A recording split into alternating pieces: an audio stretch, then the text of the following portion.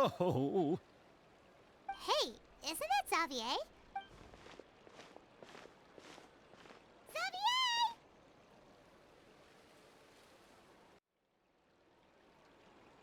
oh, why, if it isn't the dear... Well, I was doing just... Can't you just find it? Unfortunately, that's not how it... The Fontanalia Film Festival? Oh, is this your first? The Fontanalia Festival was established to commemorate the legendary Loch Knights, who went on a quest to search for the Oceanids and eventually welcomed the Hydro Arconageri. The holiday is deeply connected to the founding of Fontaine, as well as its unique laws and trials. But what's with that weird expression on your face? It's like you're trying really hard to remember something.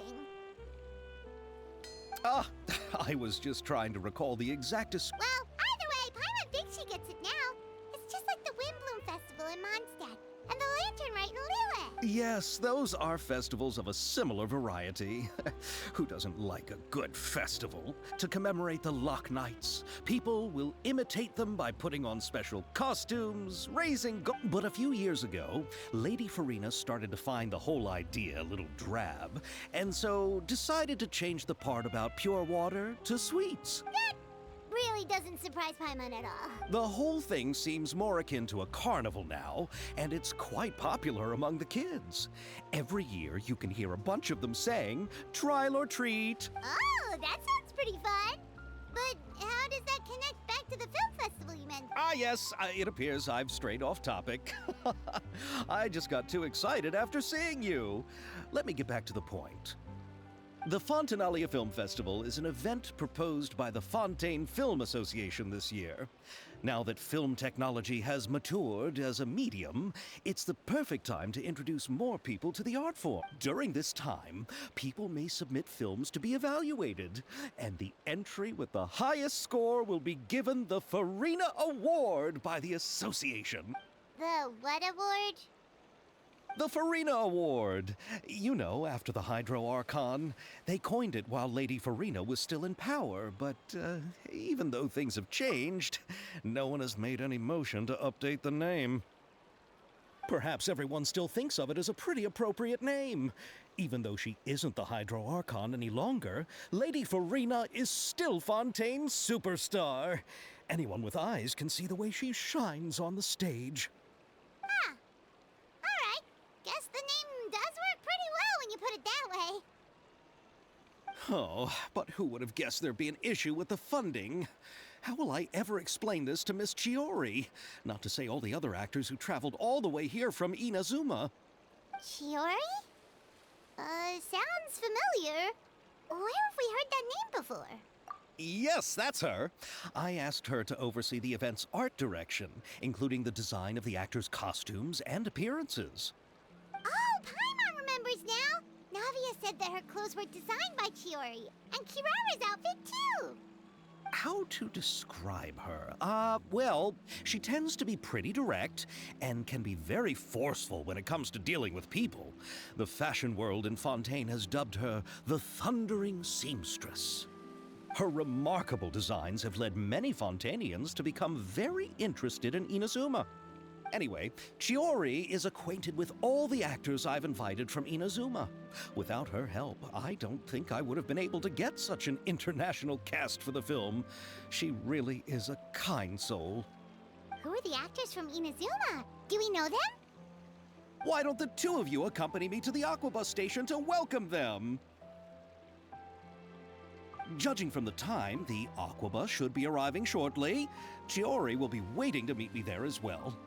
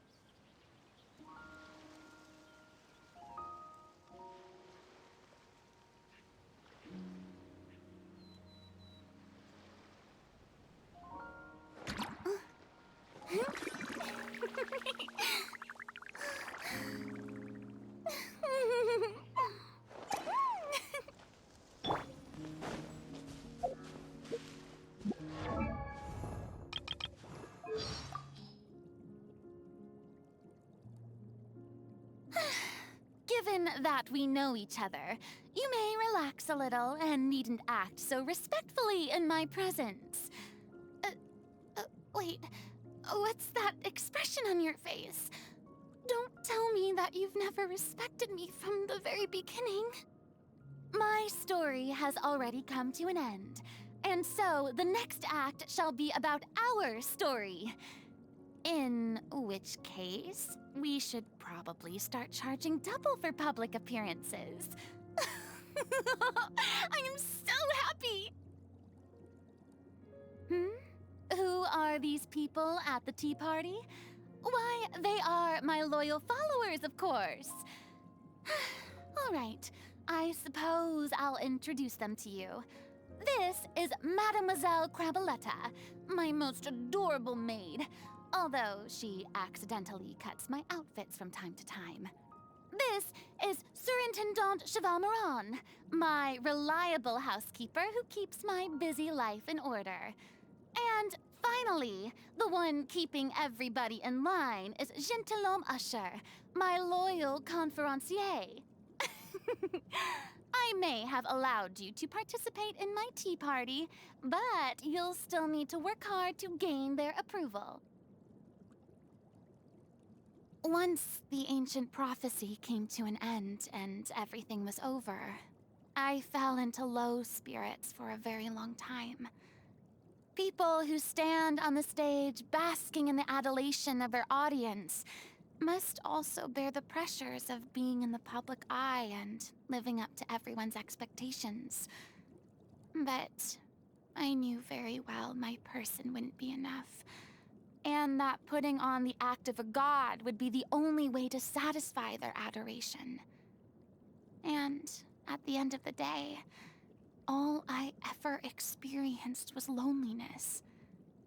So, there came a point when I loathed the very thought of acting and locked myself in my room. It wasn't until the moment I stood on stage and faced the audience again that I realized the anxiety in my heart had dissipated. The reason I can now stand before the crowd's watchful gaze is perhaps because I have finally started to act as myself. Fontaine's Opera House has seen several reforms, and with each reform, opposition was to be expected. As I remember, crowds would often gather in the Opera House making a ruckus. Then, one time, it became so loud my ears were ringing. I frightened them by stating, "I forbid anyone from discussing such pointless matters." I clearly remember Neuvillette tapping his cane on the ground at that precise moment, while the whole place immediately fell silent. Sometimes I can't help but inadvertently show my intimidating side. I hope my people understand. I really like the Lumitoile. Those creatures can glow and shine in even places where no one sees them. That's what I call a true star.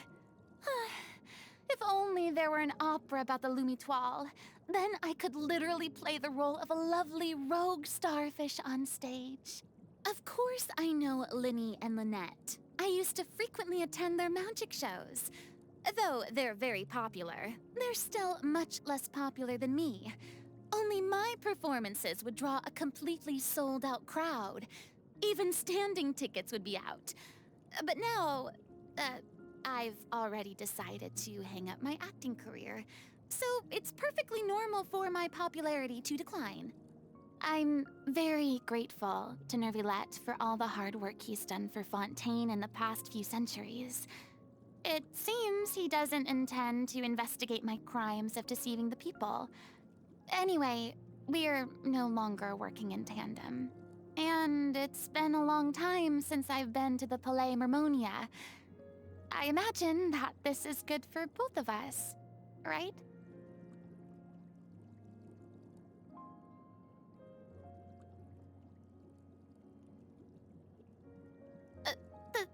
The knave? Who's that? Oh! I'd already forgotten about her.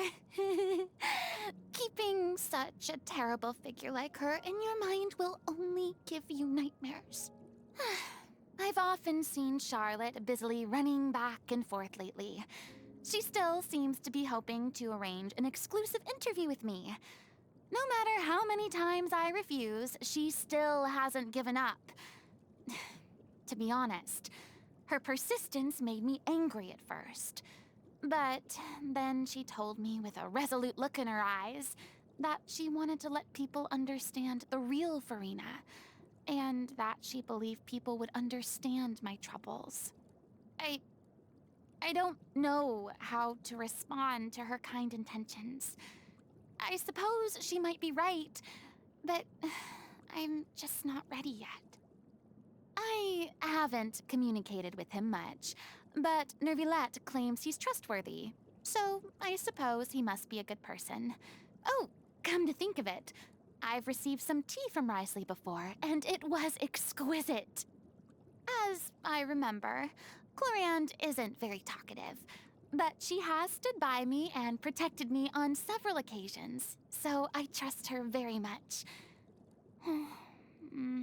I do miss her ever so slightly, but I don't have any real reason to see her now. Oh, right! I should invite her to my next tea party!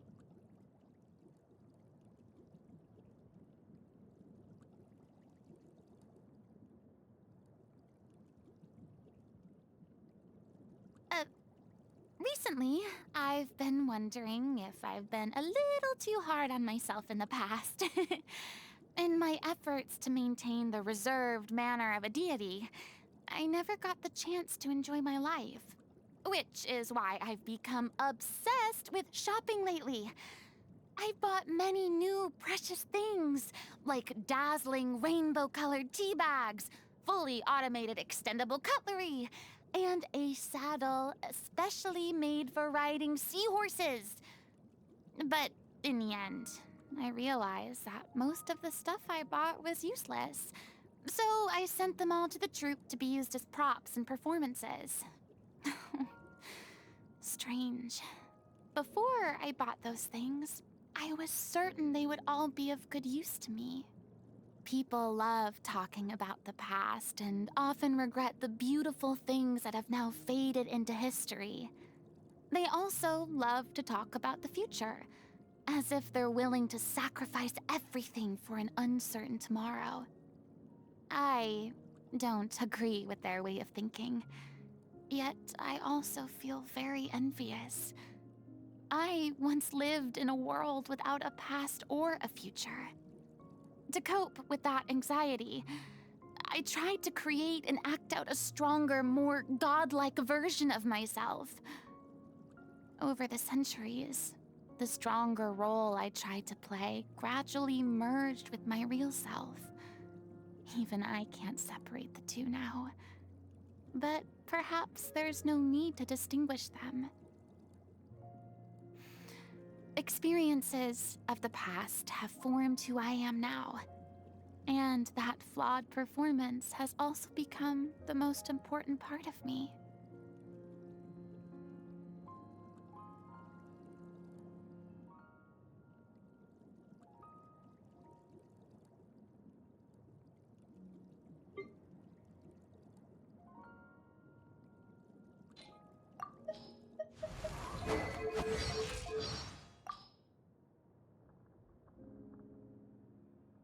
She made a contract with her own self to save the nation, strictly adhered to it for over 5 centuries without once wavering, and even fooled the heavenly principles in the end. I have great respect for approaches to justice that place exacting demands not only on others, but also on the self. Though her divinity has vanished, and the throne of the Archon is no more, Farina will go down in Fontaine's history as a god of justice worthy of recognition.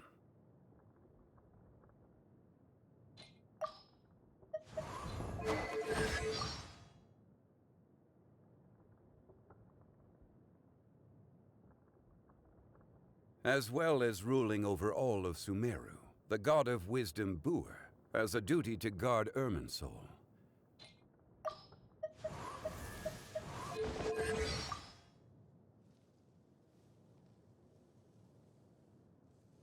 People often say that wisdom isn't about what you know, but knowing what you can change.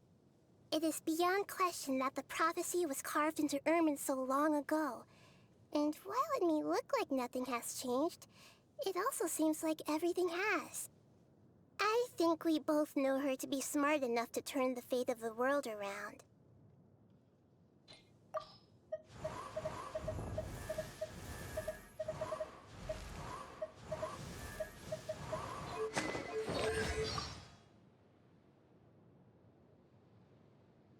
A bard must be versed in both music and song, but a stage performer requires far more skills than just these. Hey, don't you think we should invite her over to put on a show at the next Windbloom Festival? Huh? You want me to talk about how she saved Fontaine? Well, I mean, she's such a talented artiste, it's no wonder. I wouldn't be surprised even if she'd saved the entire world.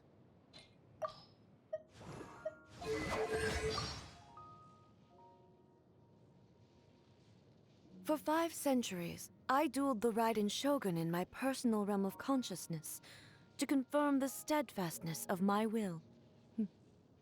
Yet this Farina you speak of, though possessing only a frail human body, committed herself to acting out her part every second of every day for 500 years.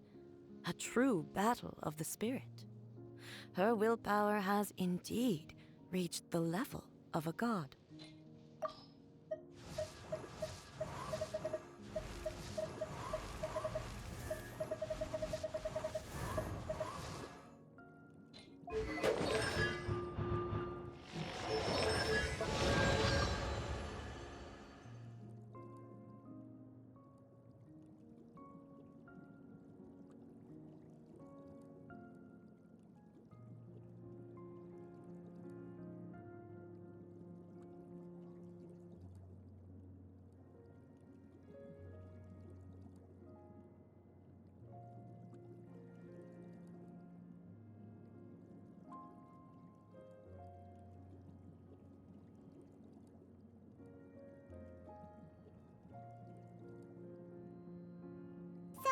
There's this place in Fontaine called the Fortress of Meropide. Was it named after someone called Meropide? I've never heard anything about that.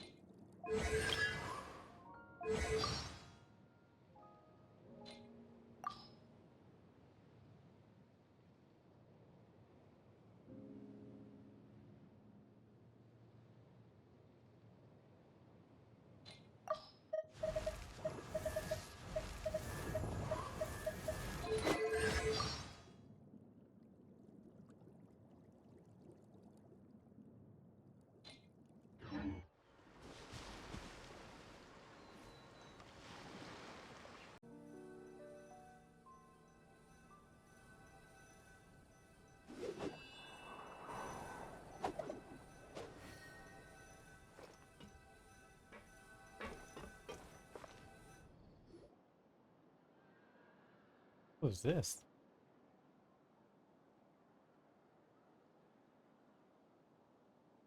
What was this?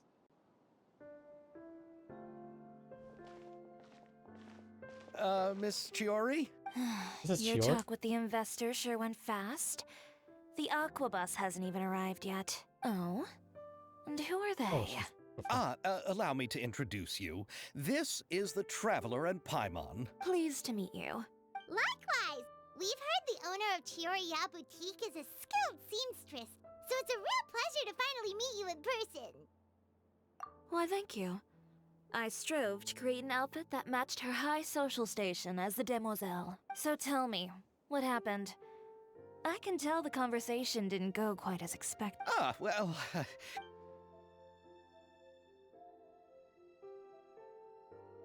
Ugh. I know, Chiori, you don't have to say it.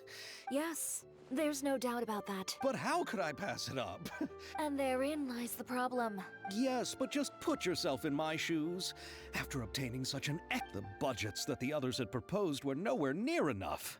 It's difficult to find someone willing to Don't be sad, Xavier. We might be able to help scrounge up some... Oh, thank you, Paimon. That means a lot to me. But the cost of the film is staggering. We need to move on.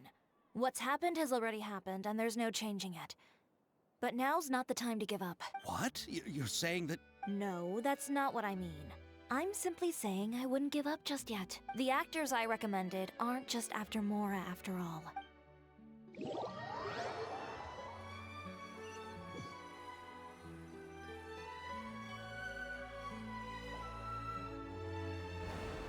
Oh, Anthem.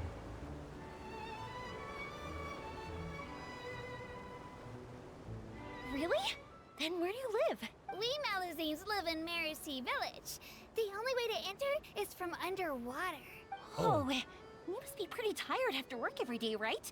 I mean, you have to swim all that way just to go home. We are so thoughtful. But some Malazines choose to live in the court of Fontaine because it's so much more convenient. This is our stop. Oh, we've arrived. But I haven't even finished chatting with Abel yet. I also enjoyed Aval's introductions to Fontaine along the way. Everything you described was so clear and detailed that we can't help but want to hear more. Thank you so much.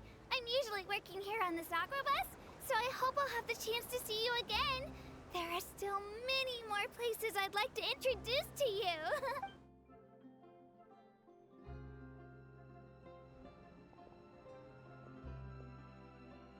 Welcome to the court of Fontaine.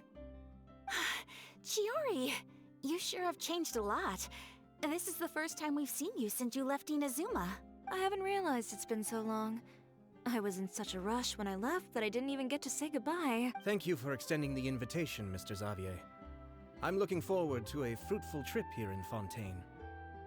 Ah, it's an honor to have the head of the Kamisato clan. So they're who you meant when you said you had... Oh?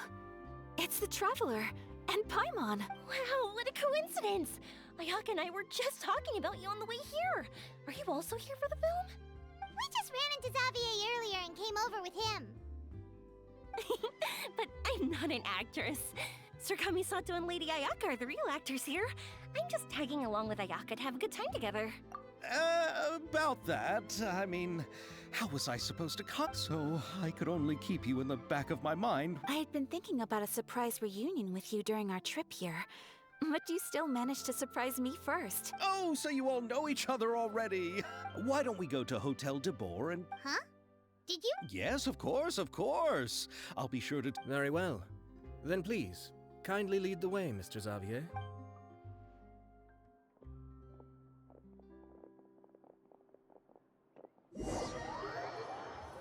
Honestly, I want to see more for you.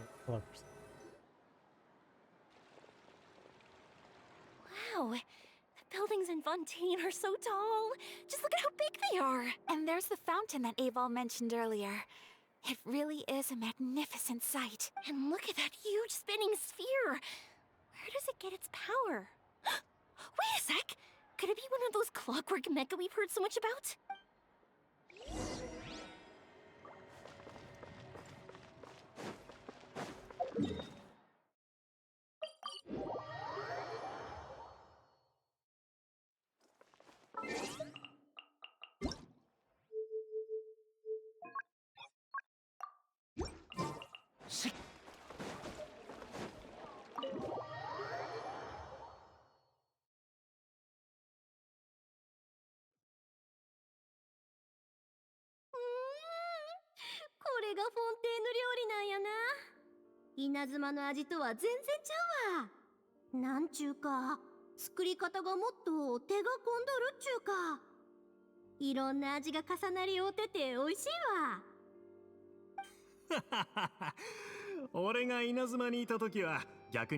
さて、今回の目的に話を戻しましょうか、グザビエさん。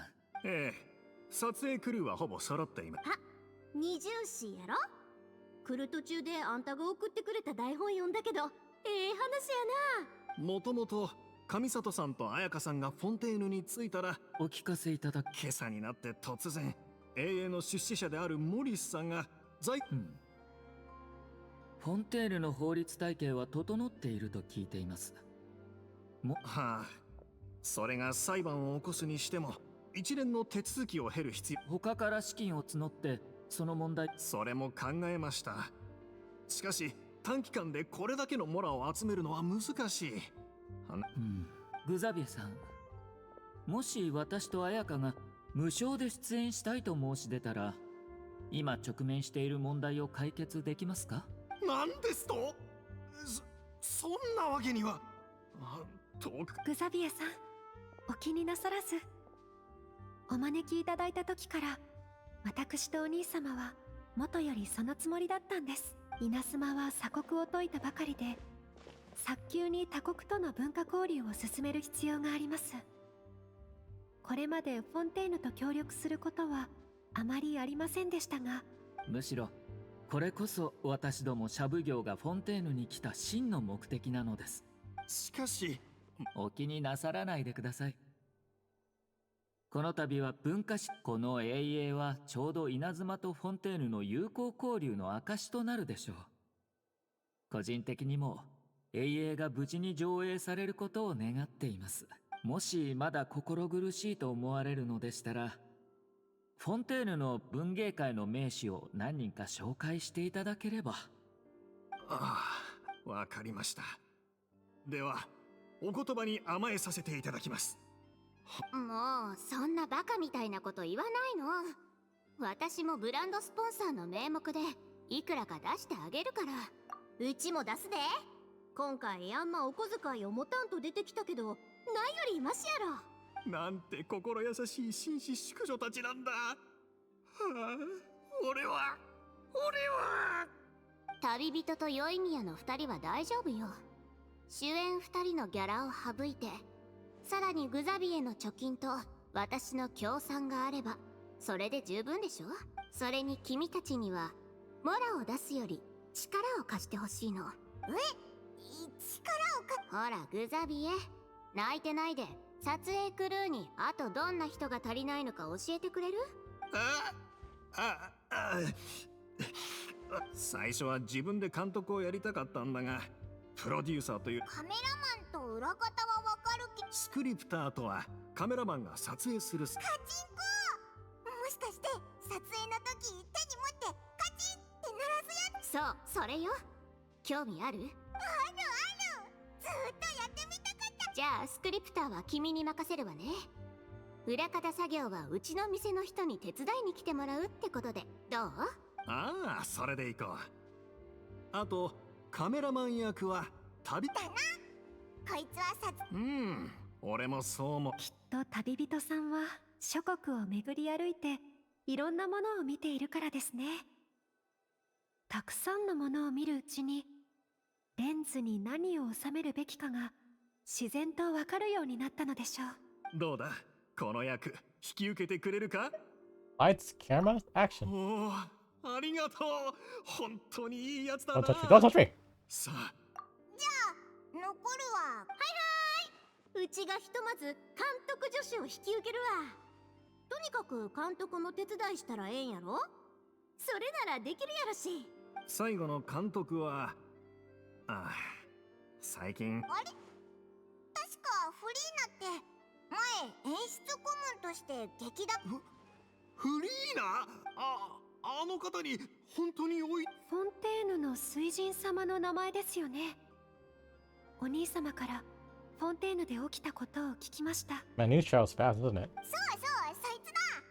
少し前に劇団の手伝いをして、その流れで今監督の仕事を始めてるんだ。それはそのミュージカルなら見たことあるけど、あの方の演技は完璧で脚本も演出も素晴らしかったわ。過去の身分にビビってらんないんじゃない？これって考えうる限り最高の人選でしょ。それに行ってみなきゃわかんないわよ。わかった。千織さんの言う通りだ。永遠のために、我が永遠のために。ではお手数だが、旅人にパイモン、俺をフリーナ様のお屋敷まで連れて行ってくれないか。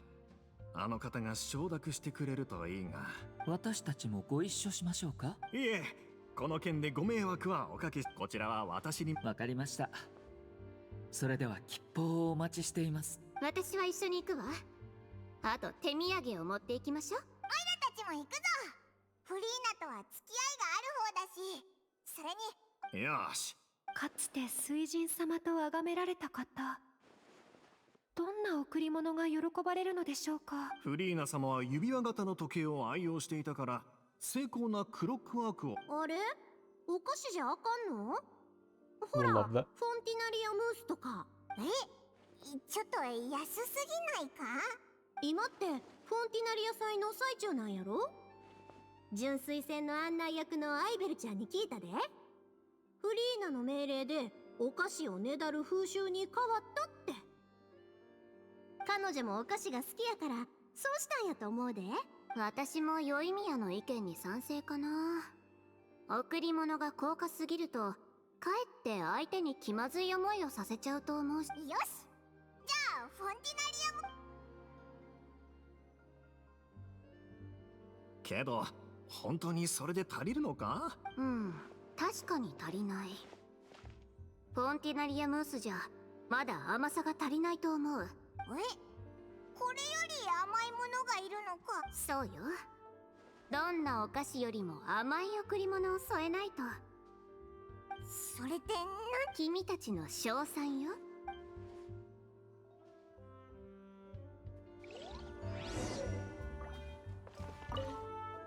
皆さん、安心して行ってきてください。私たちの方は心配いりません。フリーナがうちらの用意した贈り物を気に入ってくれたらええな。もし足りひんと思ったらいつでも言うてや。贈り物の花火を作ったるわ。朗報をお待ちしていますよ。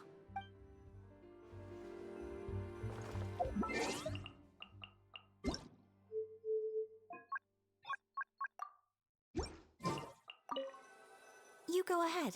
No need to worry about us. Oh, I hope Verena will like the gifts we prepared. Oh, and if you still think we should get something else for her, just let me know. I should be able to make some fireworks. Looking forward to the good news.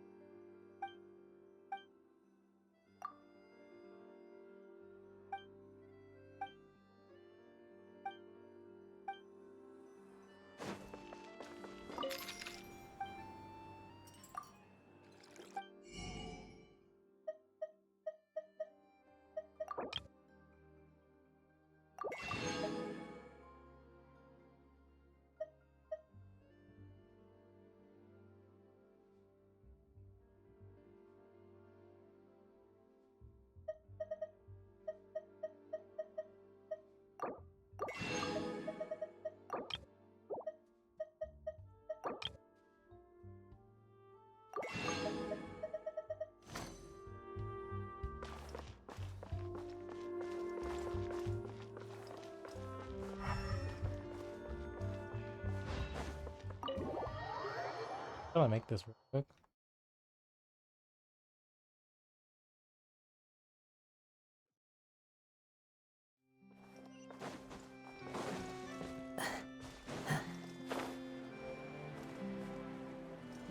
Yeah.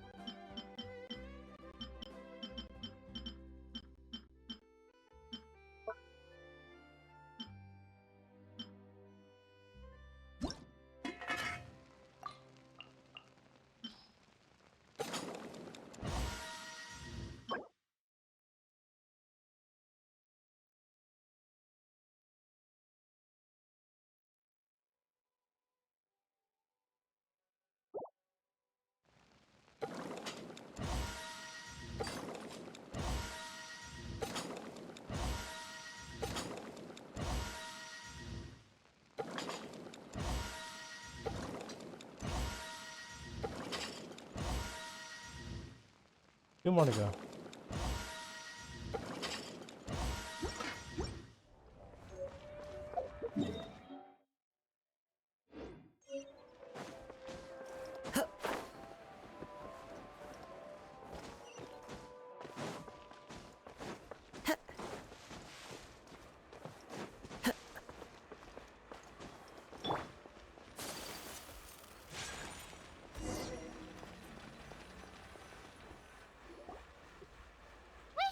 This is where. Okay, I'll go knock on the door.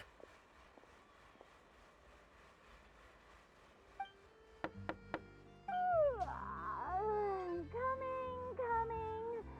Ugh, seriously, who's knocking before afternoon tea? Who are you? Lady Farina, please allow me to introduce myself. I am Xavier, a film director. Hello. Oh, is that the traveler in Paimon I see behind you? And who's this? I'm Chiori. Ah, the one from Chiori Boutique. Hello. So, what are you all doing here? Do you need something? Did you just get up, Farina? It's already past noon, you know. That'd be nice. Huh? Paimon means the weather is so nice in the afternoon and the sun is so warm. Just like how you make us feel. Oh, okay, Sleeping it's too in much. late is a really smart idea. Chill. No. I was just up late last night reading some novels. What does sleeping in have to do with the weather? This is a small gift we've prepared for you, Lady Farina. He's like, what's We going on? hope you Just like tell me what it. you want. No need to be so formal. I'm just a regular person like everyone else now. Oh, is this Fontainalia mousse? It's one of my favorites. That's great! So, actually, there's something we need your help with. Given your renowned passion and understanding of drama, I would like to ask that you serve as the director of our film crew. Oh, but didn't you just say that you're a director? Yes, but for this particular project, I'm mainly working as a producer. Besides, I'm sure that your understanding of the performing arts far surpasses my own, Lady Farina. Are the Traveler and Paimon also part of the film crew? Yep, we sure are. Paimon's the clapper loader and he's the camera operator. Camera operator? That can be a pretty technical job, and it directly affects the final quality of the film. Are you really up to it? I can show you if you like. No, I'm not questioning your abilities. It's just that I've never really seen you use a camera before. Maybe you can come up with a test for the Traveler and see for yourself. If he can satisfy you with his camera skills, then you'd have nothing to worry about and can join the team. What do you say? You sure are getting better at rolling with the situation, Paimon. Oh, I do wish to see how skilled the Traveler really is with a camera. All right, how about this? We'll work with what we have. I'll give you some scenarios and see if your work is up to my standards. What do you say, Director Farina? Very good. It's essential for the camera operator to understand the director's vision. I'll make my decision after seeing your work. Are you ready? I have high standards, you know. Yep, I'm ready. Okay, grab the camera and I'll give you a scenario. I was the boss of the Beaumont workshop and has always been proud of her forging machine. As it not only precisely controls the temperature, also takes up no effort from blacksmith. Let us film a promotion video for her workshop, to emphasize the purity of her forging machine.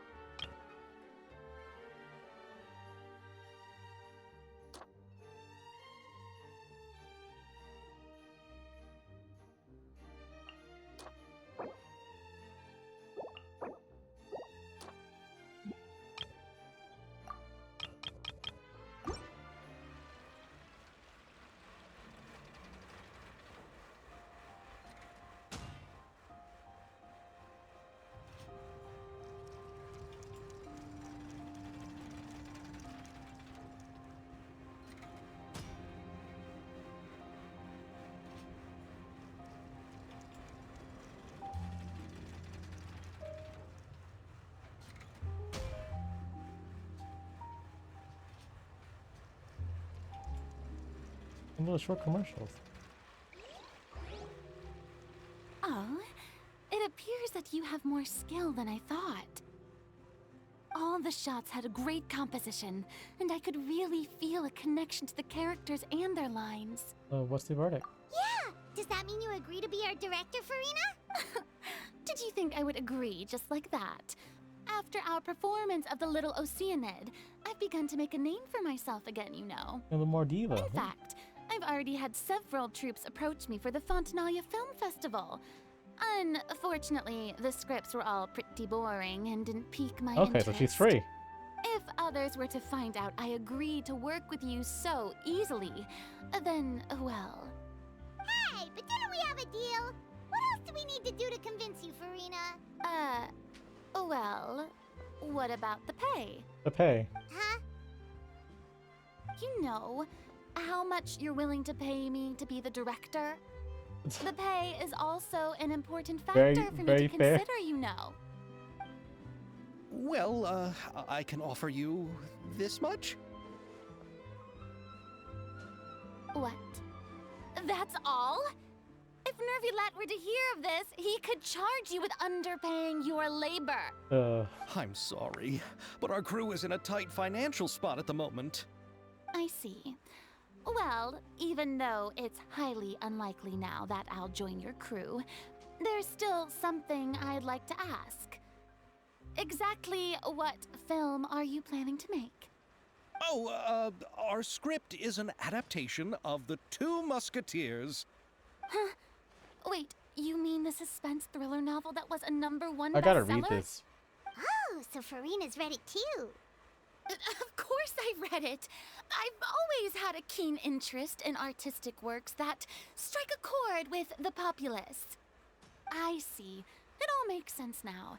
You must have used most of the budget to pay for the copyright. Whoa. Not really. The novel's author transferred the copyright to me practically for free once he heard that I wanted to make a film adaptation of the story.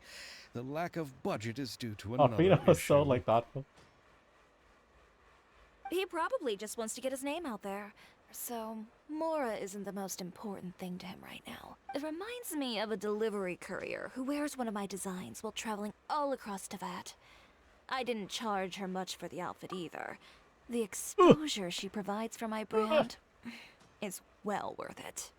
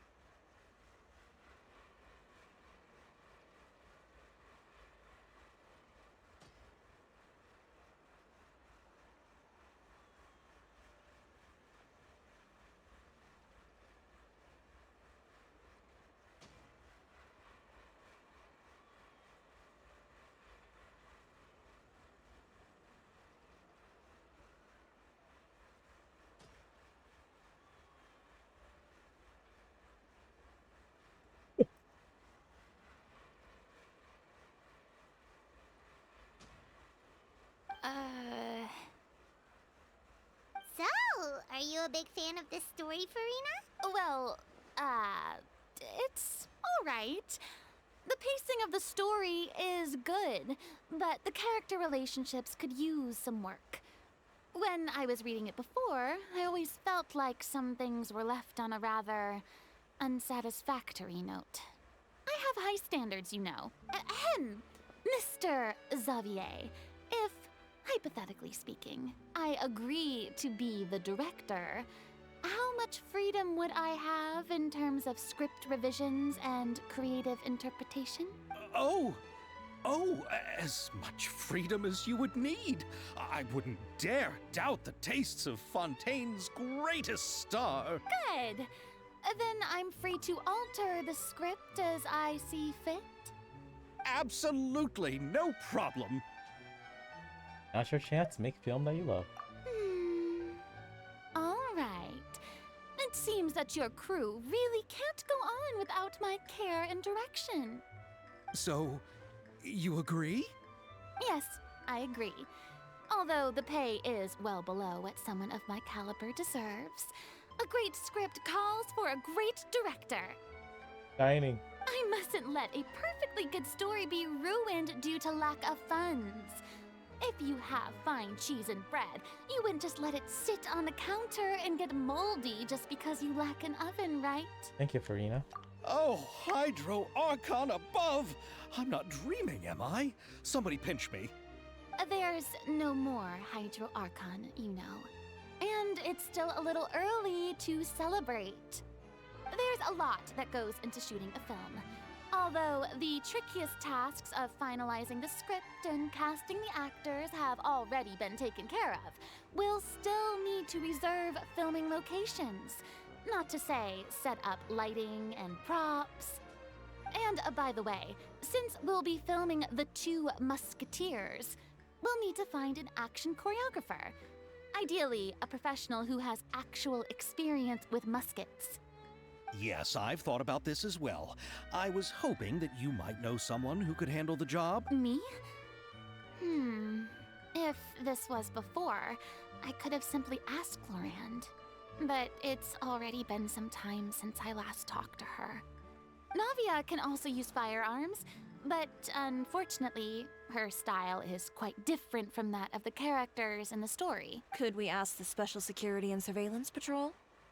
Oh, you mean the Special Patrol's Musketeers? Yes, that's right. They work with muskets every day. I can't think of anyone more qualified than them. They would be under Nervilette's jurisdiction. Unfortunately, I, don't have any connection with them at all. So, in the end, we still have to start by talking to Nervilette. No need to go to all that trouble. I know their Captain Chevreuse. Chevreuse? Oh, you do? Wait, Chiori, how do you know the captain of the Special Patrol's Musketeer? No particular reason. Running a business means dealing with some trouble from time to time, and she's helped me out on a few occasions. In return, I've helped her handle a few situations in which the Special Patrol couldn't get involved directly. So, we've gotten to know each other over time. So you're saying there's been times when the Special Patrol needed a fashion designer to handle a situation? It'd be best to keep it that way. Anyway, enough about that. What do you all think about asking the captain to be our musket action choreographer? She sounds professional enough. She is a captain, after all. I have no objections. But I imagine the Special Security and Surveillance Patrol must be busy with their duties. Well, it just so happens that she's also not the kind of person that's just after Mora. As for whether she has time, I'll have to go and ask her first. Then I'll leave that to you. Macaroni's on sale today, so I've got to go. You can just tell me how things went when we discuss tomorrow's plan later. No problem. Having Farina join feels like a big boost to our team! Of course. Just wait until the day of our premiere. You'll witness the true power of my name in these lands. You'll be so glad I agreed to help. I can guarantee that even the standing tickets will be sold out. I'll be sure to ask some people I know to see if they'd be willing to act as extras. Seems like you're finally getting more comfortable with your own reputation now. I didn't ask for the Clapperloader's commentary, Paimon. So smug. Then let's get going. I happen to know where Chevreuse is today. By the way, I'm curious. If my pay is so low, then what about our 2 lead actors? Didn't they travel here all the way from Inazuma? Great question. Actually, they told us that they see the trip as part of a cultural exchange, so they didn't ask for any pay. What? So is every person in Teyvat who doesn't want money gathered here to shoot this film? Don't tell me Chiori isn't being paid either. I already knew Xavier from before, and he's also agreed to give Oh my my brand some god. good Rio's like, what the hell? You can't exposure. get paid exposure. You need money. It seems the gods have really smiled upon you, Xavier. And that certainly doesn't include me, mind you. Maybe. That's so fucking true. Like, exposure is one thing, but I do need money.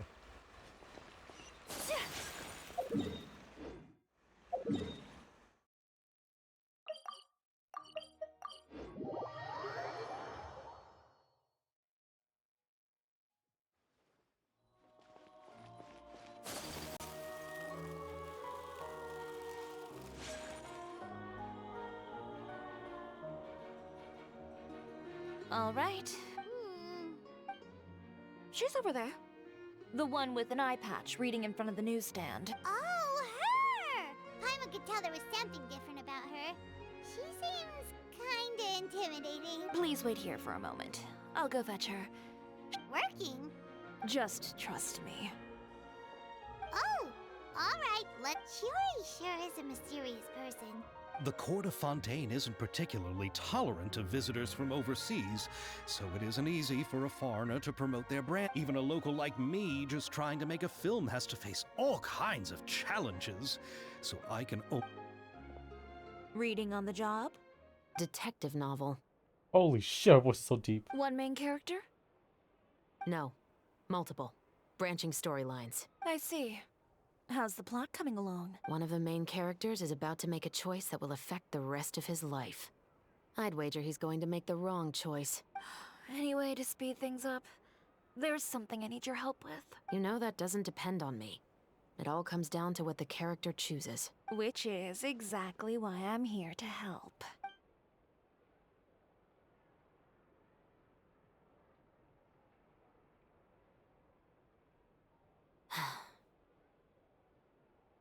All right.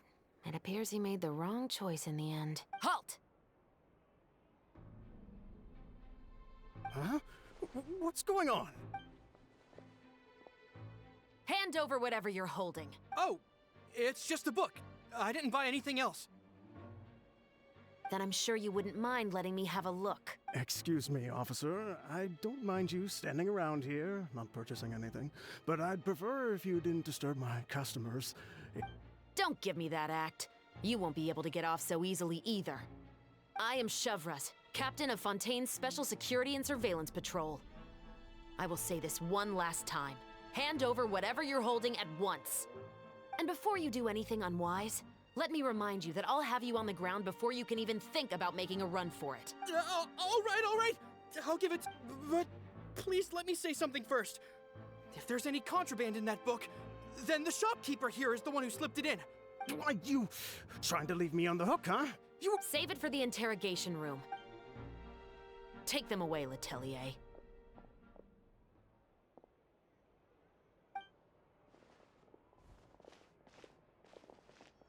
What's going on here? One second you're reading a book and the next you're escorting people away! And who are... Oh! Aren't you the traveler who's been all over the papers recently? Chiori, I'm assuming what you wanted to ask me about has to do with them, right? Maybe I can let you in on what's happening then. Now that Vacher has been brought to justice, no new shipments of synth will be made and distributed to sellers. The Fontaine guards have been busy collecting the remaining synths still circulating on the market. Thanks to a tip from our reliable source here, this should be the very last batch. Oh, so you were pretending to read a book in order to catch the bad guys! Oh, Paimon almost forgot to introduce ourselves.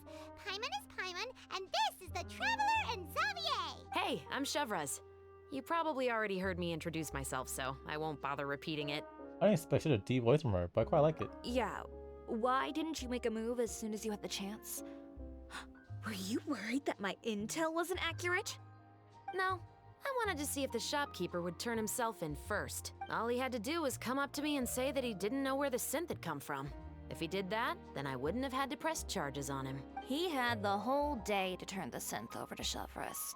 But instead, the moment I came up and blocked Chevreuse's line of sight, he took the opportunity to sell it off. Yep, he made the wrong choice, even though the right choice was right there in front of him. But you knew they wouldn't make the right choice. Yeah, I knew. I was just hoping I'd be wrong for once. Damn. Enough about that, though. What did you want to ask me about? Oh, you see, it's like this.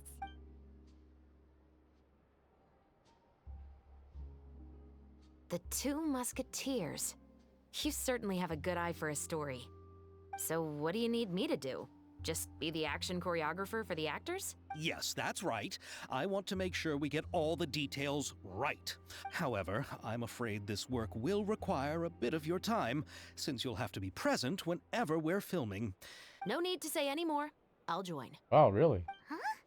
Just like that? Really? You're willing to help us? Sure, it's no big deal. As I said, we've wrapped up our investigation here, so I don't have any other tasks on my plate for the moment. So sweet. Besides, I personally really like this novel. I even have the collector's edition at home. Stories where justice prevails over evil never get old for me. Then we've got a deal? Yes, I'll see you on set tomorrow. Oh my! I can hardly believe it! I should tell Lady Farina immediately. Calm down, Xavier. The film is going to take more than just a day to finish. Still, I should also head back now and start preparing the actors' costumes and makeup. Alright, guess that's it for today then. Traveler, Paimon, please stay for a moment. I have something to tell you. Then I'll take Xavier back. Poor thing. He's so excited that he can't even walk straight anymore. I don't want to spend our first day fishing our producer out of the fountain. He'd better.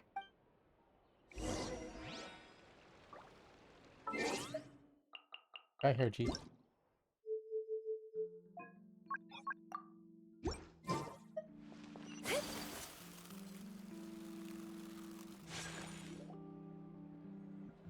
それで、二重詩を読んだことはあるか？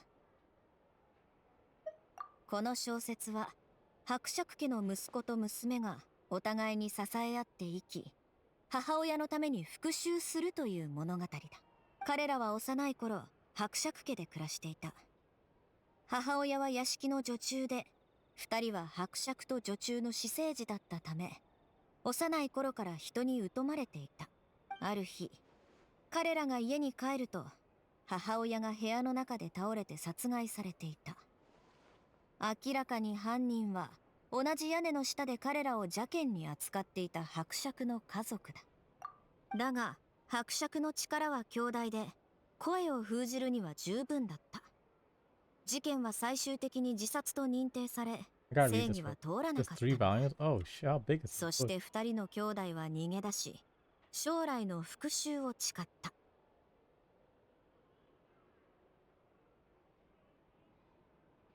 A long read.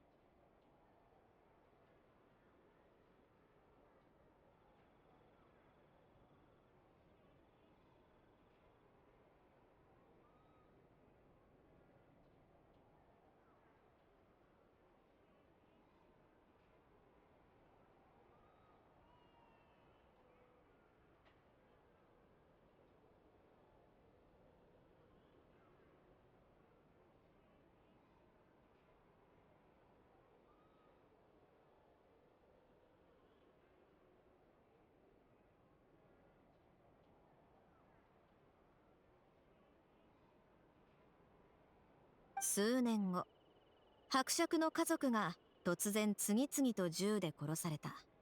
いずれの死体にも添えられていたのは満開のレインボーローズ。それは亡くなった母親が一番好きな花だった。伯爵はその母親の亡霊が復讐に来たのだと思って日々を怯えて暮らした。だがその正体は逃げ出した兄弟だ。二人は助け合って生き、日夜訓練に励み、最終的に銃士となった。彼らは自力で手がかりと証拠を集め、計画を実行した。最終的に伯爵への復讐を果たし、母親の死の真相を世間に知らしめたのだ。おお、胸がスカッとする話だな。そう。悪はいずれ報いを受け、正義はいずれ下される。私はそういったテーマを好む。それもそれも理由の一つ。お前たちに関する記事を読んだことがある。事件の審判に加わったことにしろ、フォンテーヌの危機を救うため協力してくれたことにしろ、お前たちが正義感にあふれており、その推理力も侮れないことはすぐにわかる。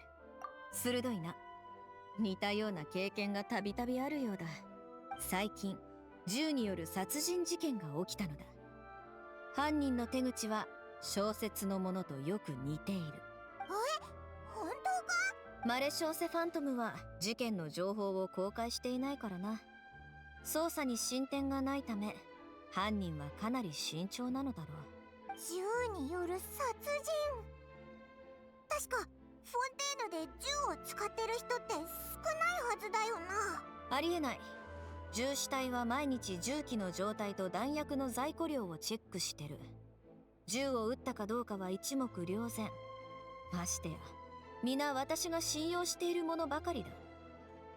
だが事件について今日教えられる情報はここまでだ。どうしてだよ。帰ってよく寝て、明日改めて私と一緒に調査するかどうか決めてほしい。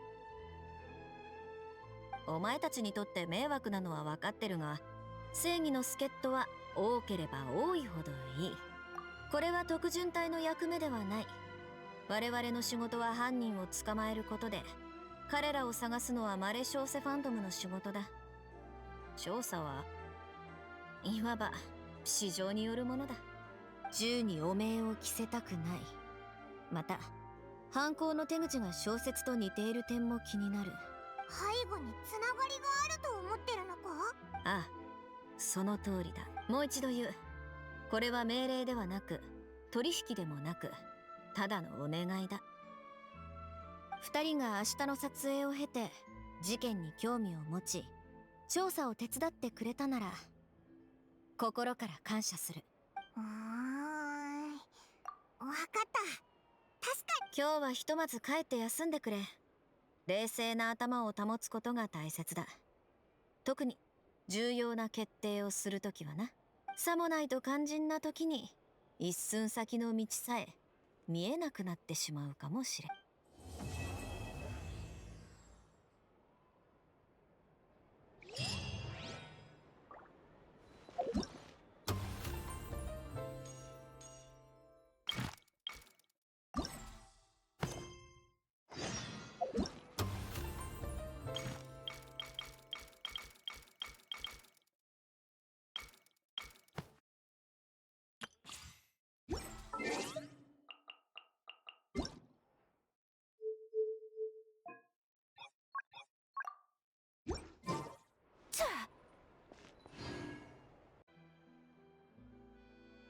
Oh, it was the same for us the first time. Afterwards, we went swimming at the beach.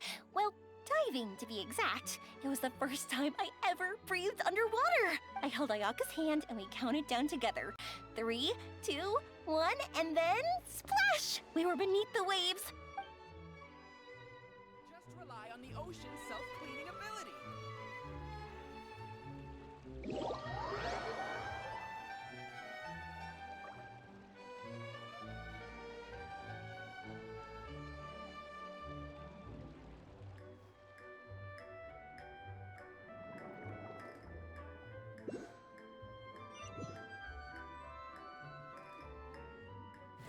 first, I didn't dare to open my mouth. But once I couldn't hold my breath any longer, I decided to take a big breath in. Turns out the water wasn't as salty as I imagined. It didn't really taste like anything at all. Before I knew it, I was breathing like normal down there. It was an amazing feeling. Ayaka said I was too nervous and needed to loosen my grip. She got used to everything way faster than I did. I knew that the Traveler could do it, so I had no doubt we could do it too. That helped me feel at ease as soon as we dove in. The underwater world in Fontaine truly is beautiful. I love seeing the romaritime flowers blossoming underwater, like little candles lighting up the streets at night. Yeah, and there were so many creatures that we've never seen in Inazuma. Like those fish that shimmer like a sword blade. Whoosh! Oh, and those big fish that call when they see people. Oh, you mean Hunter's Rays and Blubber Beast. I just love the name Blubber Beast. Just wait till Pops and the others hear about this. They probably won't believe a word I say.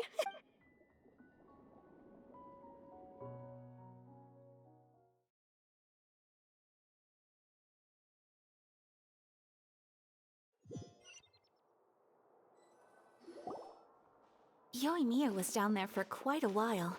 It was dark before we finally rode the aqua bus back to the city. I figured she'd want to sleep in today. Yeah, even I was worried that I wouldn't be able to get up. I still felt like I was drifting in the waves when I went to sleep last night. But as soon as I woke up today, I remembered that we'd all be shooting a film together, and I was ready to go. Speaking of the film, where's everybody else? My brother and Xavier were speaking to the restaurant owner about using the place as a filming location. They should be here soon. As for the others, we're here. Please excuse my tardiness. I just finished the Special Patrol's 6-mile morning jog. Wait, 6 miles? I'm so tired. I heard you all chatting, so I decided to come down. I sure could use some of that endless energy everyone else has. Good morning, everyone. Morning. Can someone fetch me a cup of coffee? More milk, hold the sugar. Sure. I'd be happy to do that for you. No, you can't go anywhere. Please, have a seat over here so I can get started on your makeup. The last thing I want is coffee stains on my costumes. I can get the coffee. It's the perfect job for an assistant.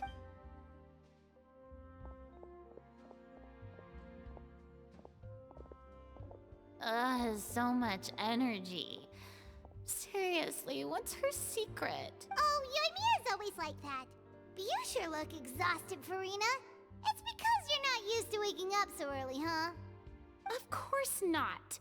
I spent the whole night reading the novel from cover to cover, marking sections that either need to be omitted or adapted. Wow. Paimon didn't expect you to be so thorough. Well, I was the biggest star in all of Fontaine after all. It takes more than just a pretty face to earn a reputation like that. I know how to get serious when the situation calls for it. I went all out when I was acting as an Archon, so why wouldn't I do the same for my own life? Here's your coffee, Director Farina.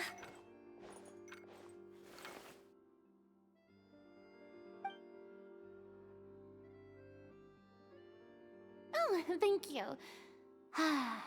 The sound of being called director and the aroma of coffee feels almost as refreshing as hearing the birds chirping in the morning. It seems everyone has managed to arrive on time. We've reached an agreement with the restaurant owner. We are free to use the second floor to shoot our film. Really? That's great! He is really looking forward to our film, and hopes that providing his restaurant as a filming location will attract more customers. Well then, Mr. Xavier, I'll leave the rest to you. Okay, thanks. First, I'd like to introduce our new members. This is our prop manager, Veronique. She'll be in charge of all the film's props and items. And this is Bono, our lighting technician. Wow. First of all, please allow me to... When my investor informed me yesterday that he wouldn't be able to provide the funds, I had no idea that I'd find so many people willing to help me on such short notice. Thank you Thank you all from the bottom of my heart. No need to be so cordial, Mr. Xavier. We're all honored to be a part of this. Your works made a profound impression on me when I saw them back in Inazuma. I am sure that someday, this film will be remembered as a prime example of cultural exchange between Fontaine and Inazuma. Yes, the story is the reason I agreed to join. I can't bear to even imagine what this film would look like without the very best director. Anyway, I would like to make a promise to everyone that as this is not just my film. It also. So, without further ado, The Two Musketeers will officially begin filming now! You may take it from here, Director Farina. All right. Listen up, everyone.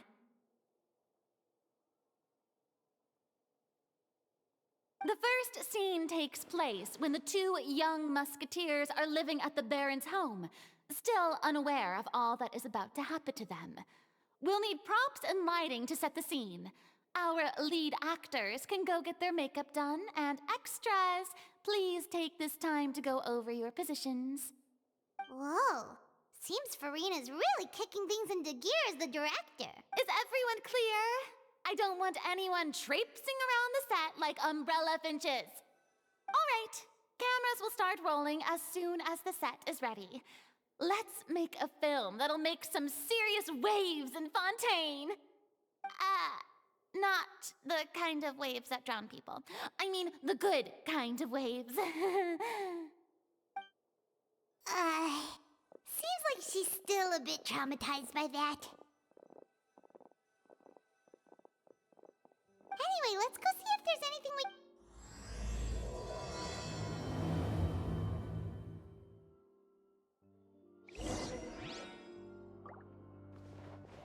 I don't need any help here. Why don't you try asking someone else?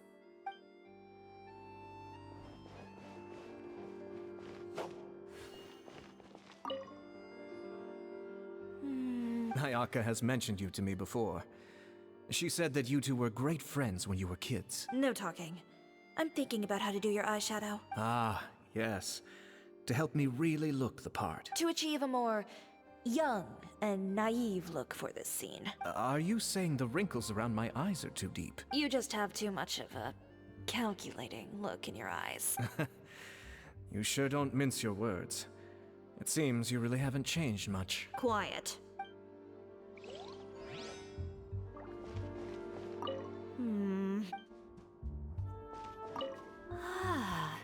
So this is what a musket looks like. Not exactly.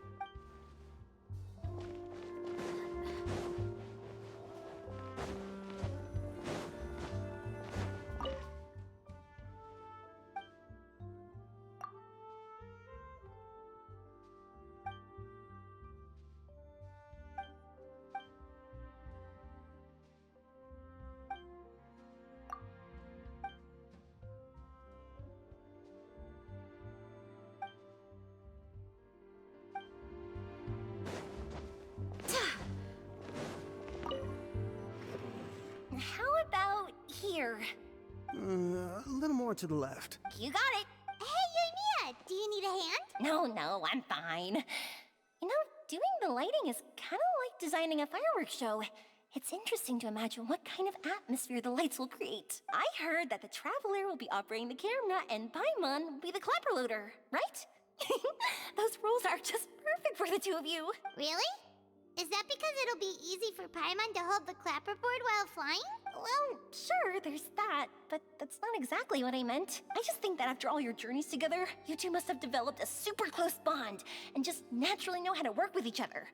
If I'm not mistaken, the director will want the cameras rolling as soon as the clapperboard goes clack. Oh, I see. It's amazing to see the magic behind filmmaking. Yoimiya, we need lights over there. Oh, I've got to get back to work. Chat with you later. Oh, it's exciting to see so many people working together to bring the film to life. Seems like Yoimiya's really getting into it. But she was right. We do have a super close...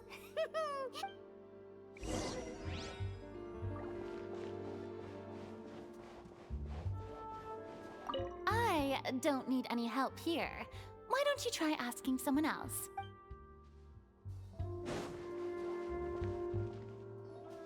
So, this is a real musket? No, it's just a prop weapon. Not bad. Have you seen a real musket before? Only in books and newspapers. I made this one based on the relative shape and proportions I saw in reference images. When we're filming, some special gunpowder will be applied around the muzzle, which will help create the flash and smoke effects of a real gun being fired. Which means it'll be up to the actors to portray the recoil. That's right. The sound effects for gunshots will also be added in post-production. Thank you, Veronique. I think I know where to start now. However, the musket's gears and firing pin could still use some work. Adding some wear on the metallic components will make them appear more realistic. Also, be sure to rub the muskets with some oil each time before we start shooting. That'll give the impression that the firearms have been well maintained. Good point. You seem to know a lot, Miss Chevreuse. I assume you use these types of firearms on a regular basis? Yes, I perform routine maintenance on my weapons every day. Just like we as people need to eat and sleep, muskets need to be cleaned and maintained. I also perform similar care for my sword every day, and familiarize myself with its shape and weight, to the point where it feels like a natural extension of my body. Yes. This way, our weapons will never betray us in the heat of battle. Yes, well said. It seems we have the same philosophy on this topic. Oh, sounds like they found a Though these props differ from the muskets I use, I can still give you some pointers. Good. I look forward to your instruction. First and foremost, never point the weapon at anyone, regardless of whether it's a real or prop weapon or whether you're holding it or it's on the table. This holds for any time when you're not actively engaging an enemy. Okay. When aiming the musket, extend your arm so that it's level with your shoulder, and use your eye to look down the weapon's sights. Like this? Not bad. Now, try saying your lines. This is the end of the road for you. Good. Now turn your body a little. That way, you'll give your enemy less of a target to work with. And relax your shoulders. Here, allow me to demonstrate. This is the end of the road for you. Huh. Excuse me, Miss Chiori. Director Farina, there's something I wish to discuss with you. Oh? What is it? Like this?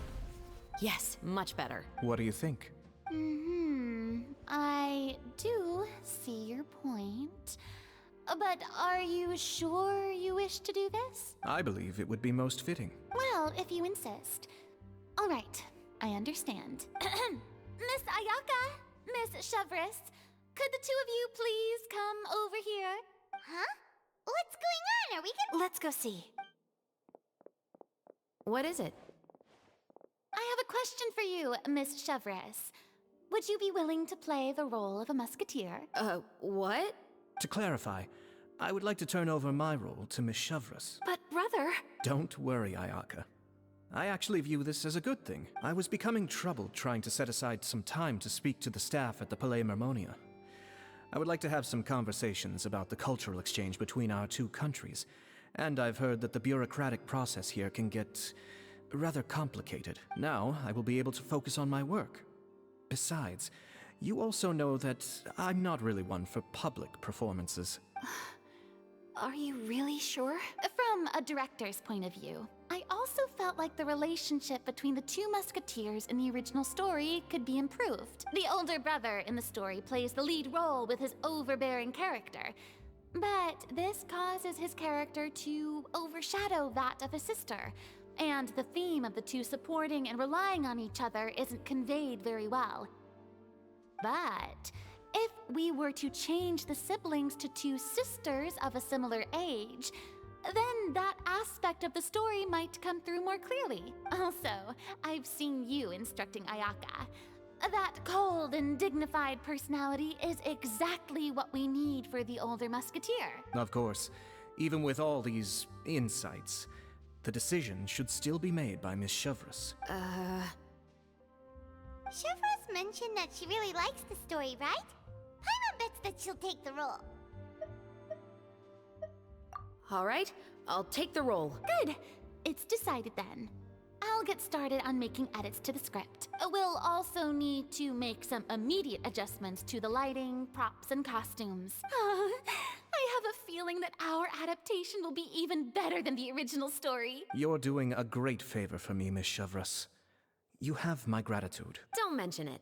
I like this character, so if anything, I should be the one thanking you. Well, since my brother is the one who brought up the idea, I suppose there's no need to worry. Let's go, Miss Chevreuse. I look forward to working with you. Please, just call me Chevreuse. Seems like you're really going out of your way to solve the problem I was having with your makeup. Surely you jest, Chiori. I assure you that I was mostly motivated by a desire to spend more time on formal business. Oh, come on. You really think I'd buy that? According to what I've heard from Ayaka, her brother is someone who can juggle 10 different matters at the same time. I'm sure you have other reasons for backing out. Perhaps. Ayaka always said she wanted to go out and see more of the world, just like the Traveler. But I feel that she needs not only to see other nations, but also to make some different kinds of friends. I think it would be harder for her to make new connections with me constantly by her side. I would like to give her some space. All right, go on. Spoil her some more. Ayato! It's too bad you're stepping down from the role. Paimon really wanted to see you act as a musketeer. No need to poke fun at me. I'd wager that you also felt that I wasn't the best candidate for the role. It's a little hard for Paimon to imagine you saying those lines. Yes, I've made an appointment to meet some people from the Palais Mermonia. Now, I will have some more time to prepare. Traveler, get the camera ready. Paimon, get the clapperboard. Actors, to your positions. We're about to start shooting the first scene. Go on now. And please take good care of Ayaka. Yep, don't worry. Thank you. I look forward to seeing the film when it's finished. All right, now that we're all here, let me help set the scene for everyone. The first scene takes place when our two main characters are still living at the Baron's estate. They've been ostracized and verbally abused by others in the household, but they still have no idea why. We want to capture how naive and innocent they are, despite their pain. Chevreuse will be playing the role of the older sister, Tulip, and Ayaka will be the younger sister, Iris. Be sure to get close-ups of the main characters at the right moment. Silence on the set! Lights, camera, action! Let's go! Tulip, Mother's been out for quite a while now. Perhaps she went to pick some flowers on the way home. You know how she loves flowers. Iris, Tulip! I'm home! Mother! You were out for so long, we were beginning to worry about you. I'm sorry, but I'm back now, safe and sound. Here, I brought your favorite treat. Mother, what are those bruises on your hand?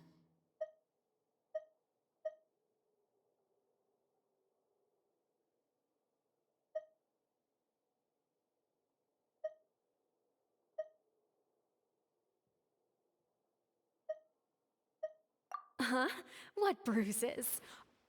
Oh, I must have bumped into something while I was working yesterday. But I didn't notice them this morning. Then perhaps they're from when I accidentally tripped when I was out just now. By the way, did you have fun playing at home? What's the matter, Iris? Well, we've realized that no one really wants to play with us. They even took Iris's doll and spat at us. And they even called us names. They said we were... Shh! It's all right, don't worry. Girls, listen to me. It doesn't matter what anyone says. Don't listen to them. No one can define you with such words. You both have wonderful lives ahead of you. Just like your names. You will both blossom like beautiful flowers. Maybe your time to blossom hasn't quite come yet, but one day, you two will bloom more beautifully than anything else. Don't let the soil you're in now ruin your future beauty. Understand? My dear daughters. And cut! Not bad. The actors' emotions were all on point. Let's keep that take. Also, If our clapper loader could avoid shouting at the start of the scene next time. Oh, got it. Great. I was a little worried that my nerves would get the better of me. What about you, Chevreuse? I felt fine. The lines weren't too difficult at all. Seems like Farina must have adapted the role nicely. You two were great. I couldn't tell it was your first time acting in a film. You should have more confidence. Thank you for your encouragement. Positions, everyone! We'll move on to the next scene after we try a few more camera angles.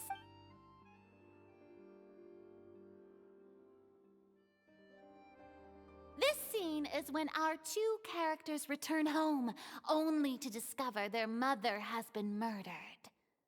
Ready? Lights! Camera! Action!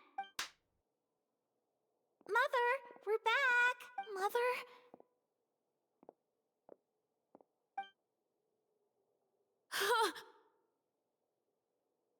What's wrong, Tulip?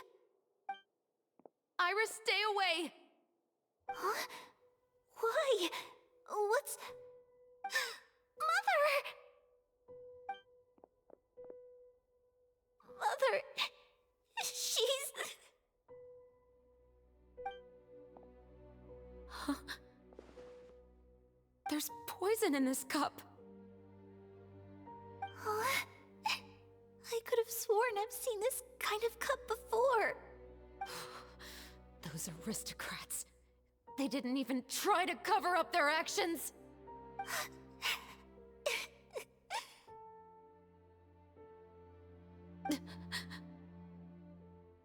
Iris, we need to leave this place. Leave? But now that Mother is gone, where can we even go?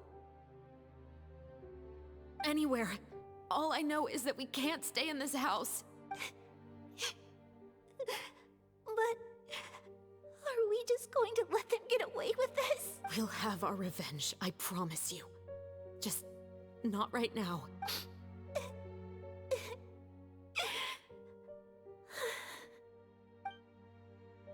Come on, let's go. No, wait. We can't just leave Mother here like this. At least let me leave this rose with her. That's why we went out in the first place. To buy her this flower. All right. Goodbye, Mother. We'll avenge you. Someday. And cut! Beautiful! Great performance! Oh my, you're so amazing, Ayaka! And were those real tears I saw? How did you do it? I was surprised too. Thank you for the kind compliments. Actually, as soon as Director Farina said action, I told myself not to think about anything. I just felt the weight of the moment and became the character. It's quite similar to practicing the art of the sword. You clear your mind and focus only on what's happening in front of you. Ayaka's performance was amazing. Have I discovered an acting prodigy? Pipe down, everyone! We need to move on to the next scene! Next scene.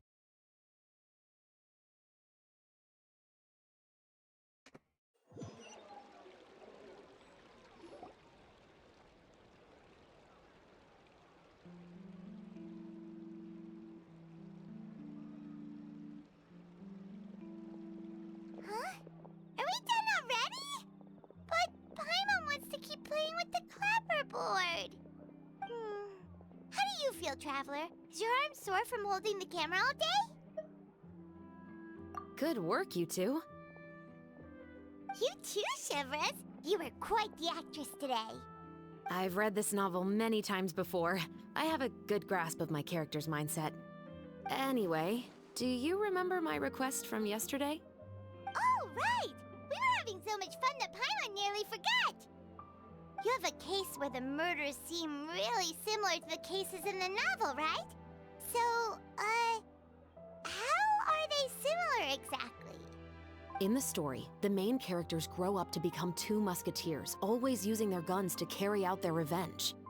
And on each of the victims, they'd place a rainbow rose as a signal that they've returned. Yes, that's correct. We found rainbow roses just like in the novel. Seems like you're connecting the dots now. Oh, that does sound pretty concerning. Especially after seeing the script today. Oh, now Paimon can't stop wondering what kind of ulterior motive the murderer might have. What do you think, Traveler? You're smart. Paimon wants to hear your thoughts. Good. On behalf of Fontaine's Special Security and Surveillance Patrol, thank you for your dedication to justice. There's no time to lose. We should start investigating right away. Follow me. Huh? Right now? But we just got done filming all day. Paimon's so tired. The most valuable intel always comes after nightfall. They are like small, remote islands in the middle of the sea. If you don't stay vigilant, you will pass right by them in the fog. That's how one of my favorite books always puts it, at least. So, where are we going right now? Let's start by checking out some workshops that sell mechanical components. If the culprit is making their own weapons, it's very likely that they'll visit those sort of places.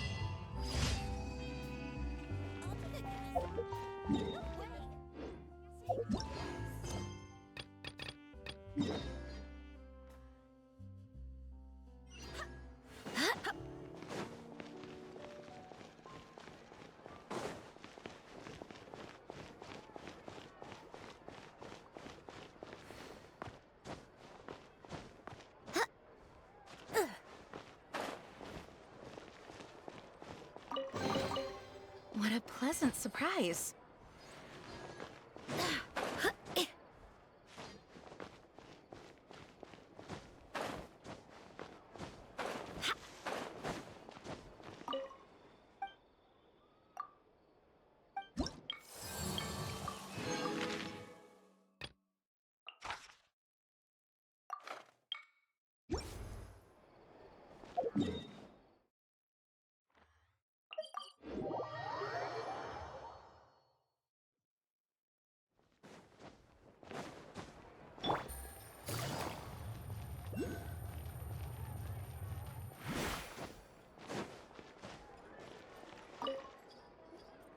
Welcome to Le Show's Clockwork Workshop. How can I help you? Hello. I'd like to know if anyone has purchased some special components lately. Special components? Sorry, could you be more specific? I mean the kind of components that aren't typically used for clockwork toys, but for firearms. Huh?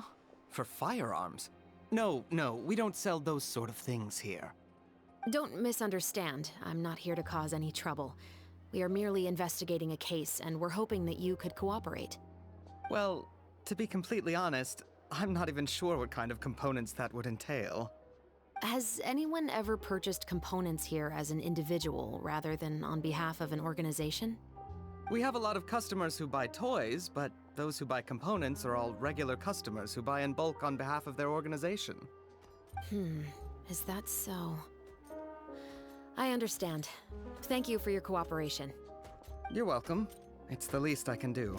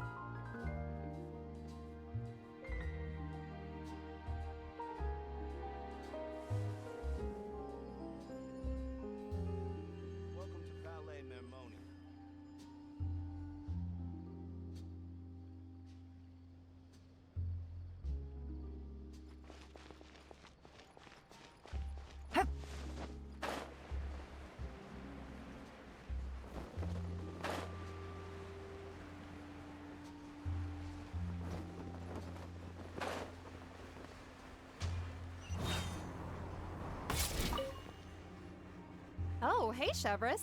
Run out of oil for your musket again? Hello, Estelle.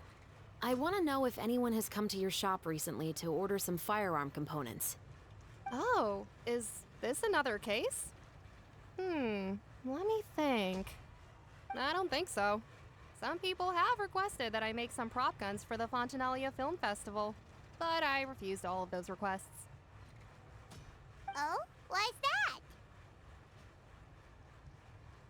Because there's no profit! I only make things here that can do some real heavy lifting. I don't have the energy to make some new molds just for the festival. Then has anybody come specifically looking for mechanical components? Well, I usually sell off my scrap to the Fleuve Cendre. I don't typically give them to one specific person. I understand. Thanks for your cooperation. Don't mention it. Always happy to have the Musketeers' patronage. Seems like we haven't found any leads to go off yet. Yeah, unfortunately. All right, let's head to Fleuve Cendre next. Huh? Are you sure? People might not be so thrilled to see the captain of the special patrol there. You think so, huh? Then I guess you don't know. Huh? Know what? That I grew up in Fleuve Cendre.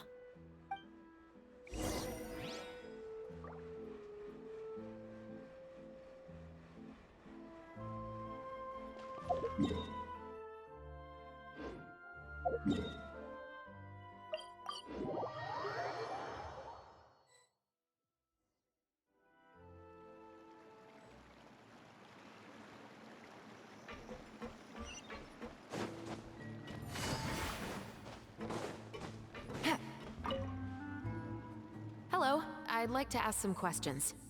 I don't know anything. Don't worry, I'm not here to arrest anybody. You say that now. It's the truth. Here, take this as my guarantee. Wait, did Paimon just see what she thinks she saw? Is the captain of the special patrol bribing a citizen?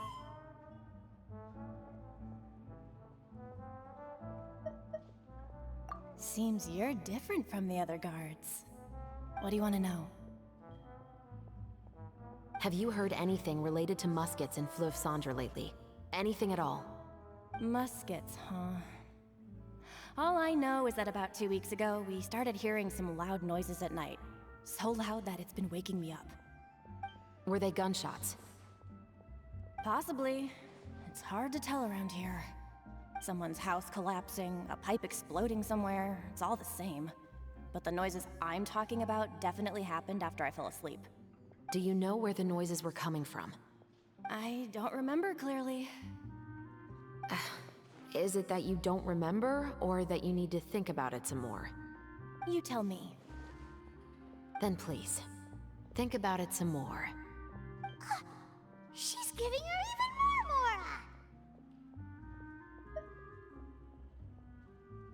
Mora! The noises came from the end of the Southern Waterway. I came out and had a look for myself when I wasn't sleeping well, but I didn't dare get too close. That's all I know. All right, I'll take your word for it. Thanks for the pâte de fruits.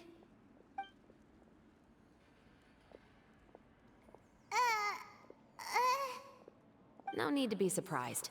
I grew up here, remember? I know how to get people around here to talk.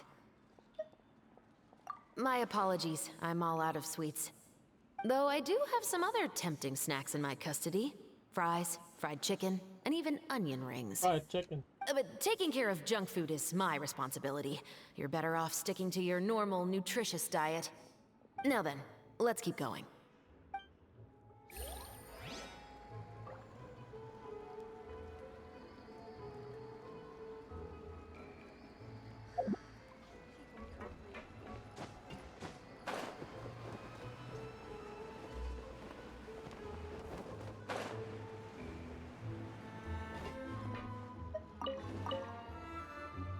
It's been a while, Tetro. Please, just get on with your request. I want to know if you've heard anybody talking about muskets lately. Information isn't free, you know. I've heard that bandits have been extremely active in the countryside recently, and they've been affecting the delivery of goods to Poisson. I can allocate some more manpower to help out with that problem. What do you say? You're still as helpful as ever. One of our men got drunk at dinner about a month ago and lost his gun. 3 days later, it turned up in the corner here. What's weird about that? He just forgot where he put it, right?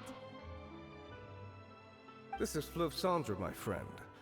Anything of value left in the tavern won't ever make it to the next day. But that gun turned out to be an exception. It didn't get any new wear and tear on it, and didn't even appear to have been fired. We were quite mystified as to what could have happened. I suspect it came back because the weapon was already known to the guards. You mean, a criminal was afraid the Marechaussee Phantom would use the shot marks to track them down? Maybe. But if that's the case, the culprit really took great care to avoid getting caught. I didn't say anything about a criminal. In Fleuve Cendre, knowing who was killed is as easy as knowing what clothes you're wearing today. It's the guy living in the east side, isn't it? I've never liked him. Every time he's here, he just orders a drink and sits there with a nasty look in his eyes. So, who was the one who lost the gun in the first place? Don't bother. Even if you ask, he wouldn't admit to owning a gun to some strangers. Not to mention the captain of the Special Security and Surveillance Patrol. He's right. I know you grew up here, Chevreuse. Even though you're on good terms with the Spina, you've still been gone too long.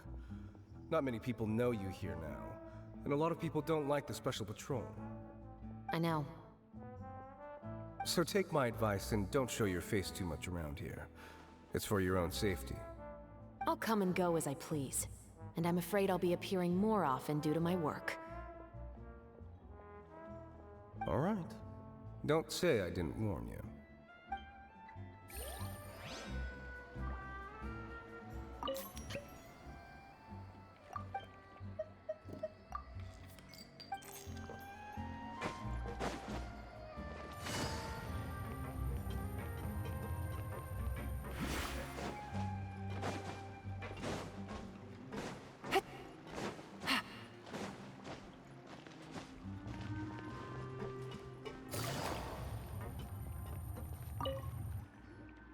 What's all this? Some broken planks and barrels, as well as some liquor bottles?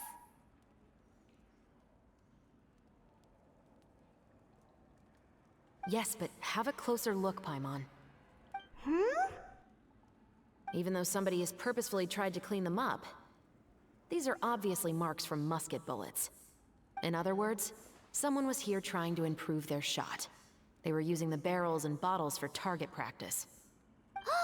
Could it have been the killer? Your guess is as good as mine. Although many people at Fleuve Cendre own guns, few hide the fact from others. And even fewer would go to such lengths to hide markings from practice shots. Anyway, let's go. There might be more to this.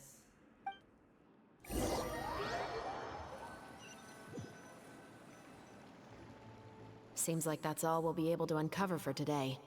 Paimon feels like we managed to learn a lot more here than up on the surface. Yes. Assuming that everything we found is indeed connected to our suspect, then their timeline was probably something like this. A month ago, our suspect found a gun and took it home to disassemble it. Once he'd figured out its mechanics, he brought it back. In the following weeks, he used some parts to create his own makeshift musket, and took it to the Fleuve Cendra for target practice.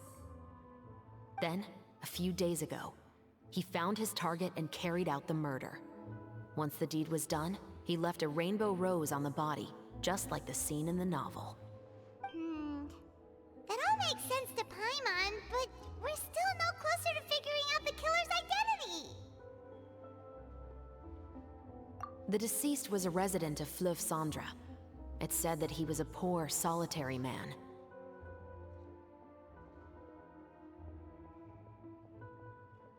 Yeah, that's also something I'm trying to figure out.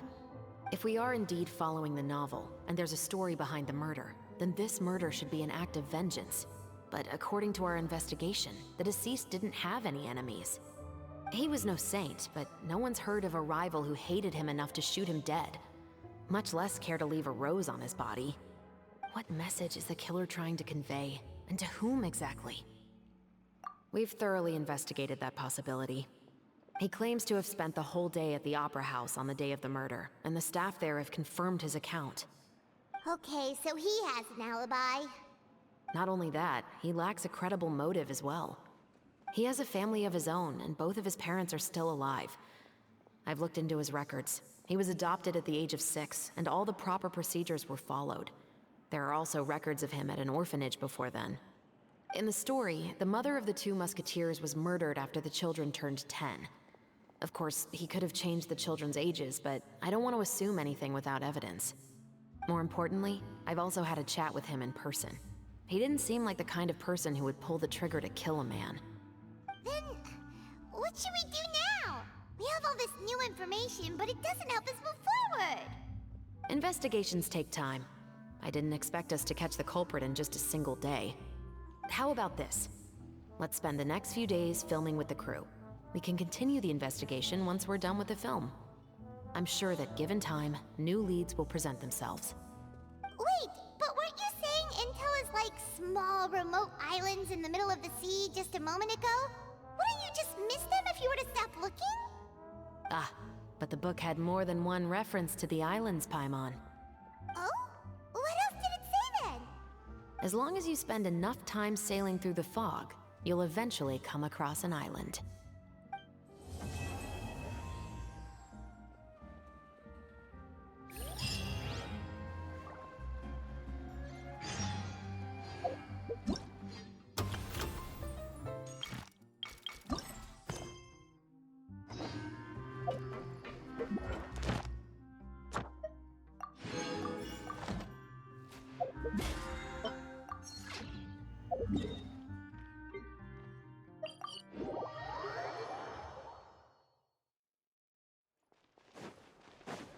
Ad Astra.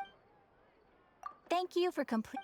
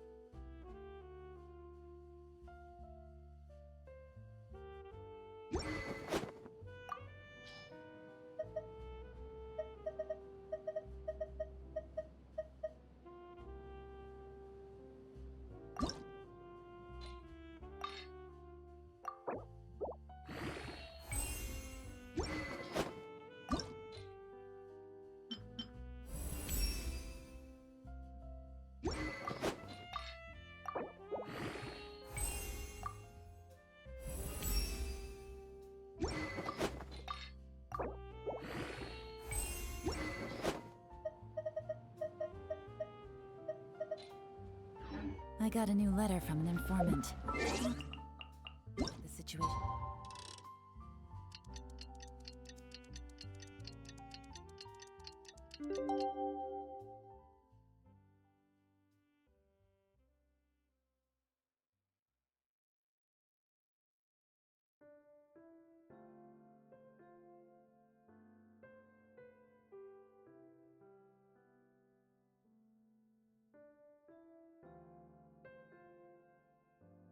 It's changed again.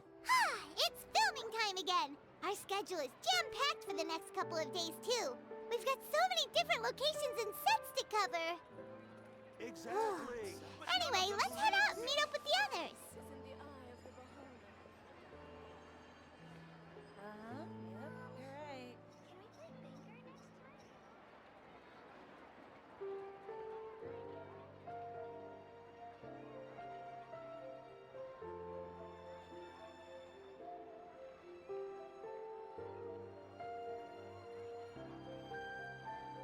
Exactly. But none of them believed. Navigating the world is a whole lot easier with a few different identities to choose from. Need me to come up with some for you? Can we play Banger next time?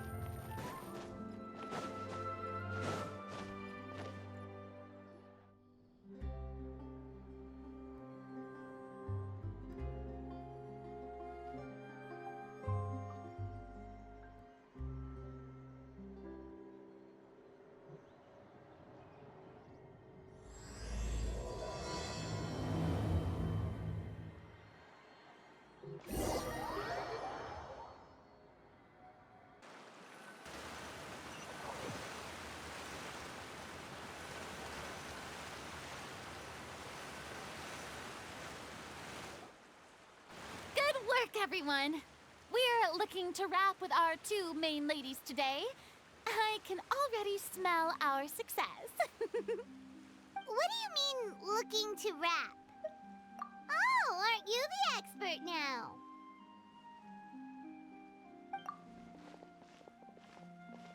This upcoming scene is the two musketeers' final confrontation with the Baron. There will be quite a bit of action, but no choreography beyond what we've already rehearsed. Anyway, get ready. Lights, camera, action! The view is beautiful tonight. It reminds me of that fateful night 10 years ago. And now that I've said it, I can even make out the faint fragrance of herbal tea in the air. Enough, villain! It's time that you pay for the death of our mother! My dear Iris, have you forgotten your manners? How can you speak like this to your own father? I'd sooner swallow all of my teeth than call you father. What did I expect? Seems the daughters have turned out to be just as obstinate as their foolish mother. In this world, Mora and status is everything. She thought she could blackmail me using her children and force me to grant her recognition and concessions? Ah, how naive can a woman be? Mother never asked a single thing of you. All she wished was for us to live a peaceful life, just like the others. It was you who personally brewed the poison of prejudice and sent Mother to her death. Compared to that deadly poison, the 2 bullets that will soon pierce through your heart will be like sweet mercy. And that's exactly why I said you're just as naive as her. Did you really think 2 muskets would be enough to defeat me? So let's see. What is stronger? Mora and power, or the 2 muskets in your hands? Get them! Tulip! There are too many of them! It'll be okay. We'll cover each other, Iris. And Mother will be watching over us, too.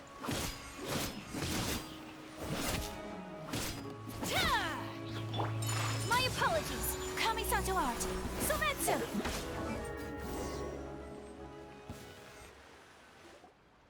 You've lost. To think I'd lose to my own 2 kids.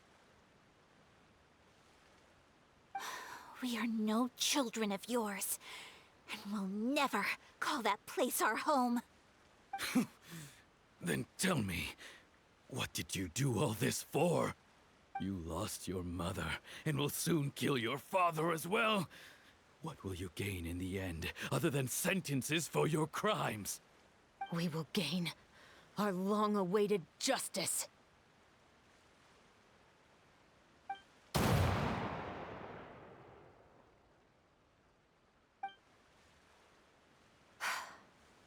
It's over. Finally, it's over.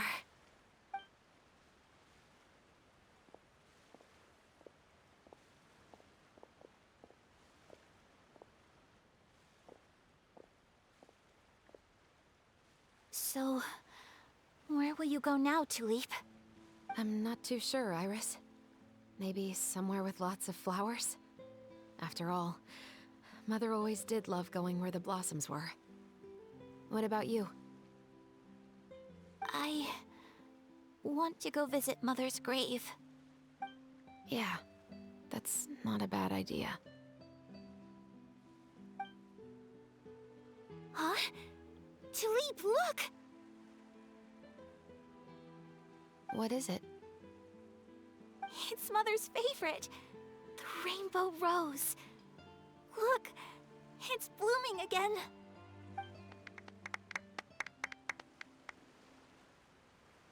Excellent! That was beyond mesmerizing. Even I didn't expect the scene to go so well. And we got it in a single take. All right, everyone.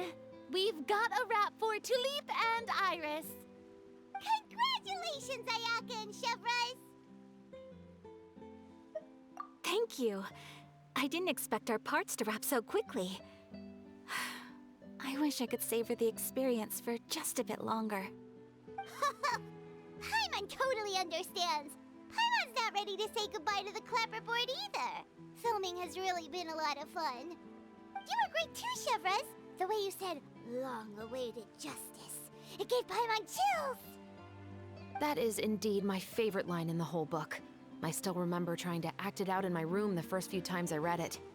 Whoa, Paimon would have never guessed you're that type. Who doesn't like stories where the guilty are punished and justice prevails over evil? Don't forget, I'm the captain of the Special Security and Surveillance Patrol. Captain, I have something urgent to report. Please excuse me, everyone. I'll be back in just a moment. It's okay, don't worry about us.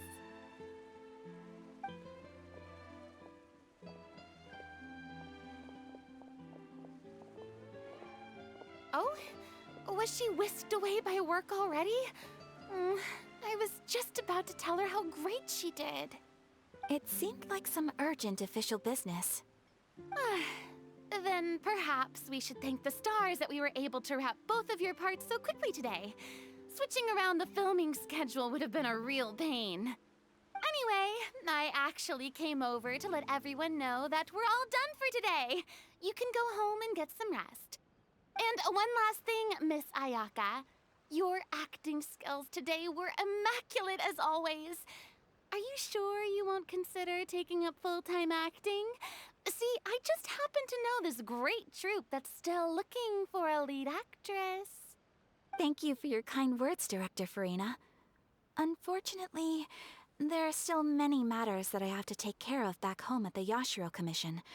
I cannot remain in Fontaine to pursue an acting career. Nevertheless, I will make sure to treasure this incredible opportunity in my heart. Oh, that's a shame. But I understand.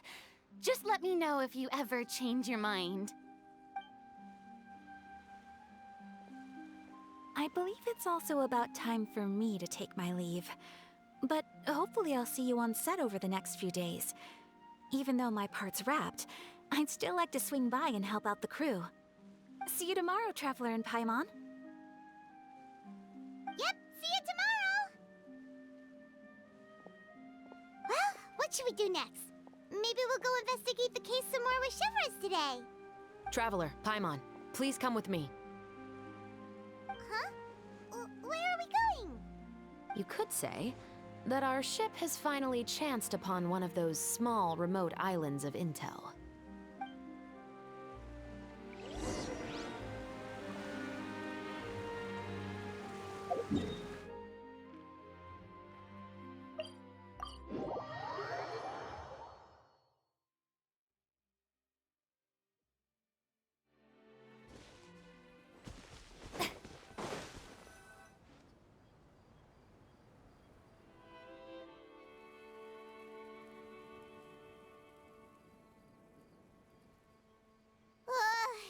Paimon's exhausted.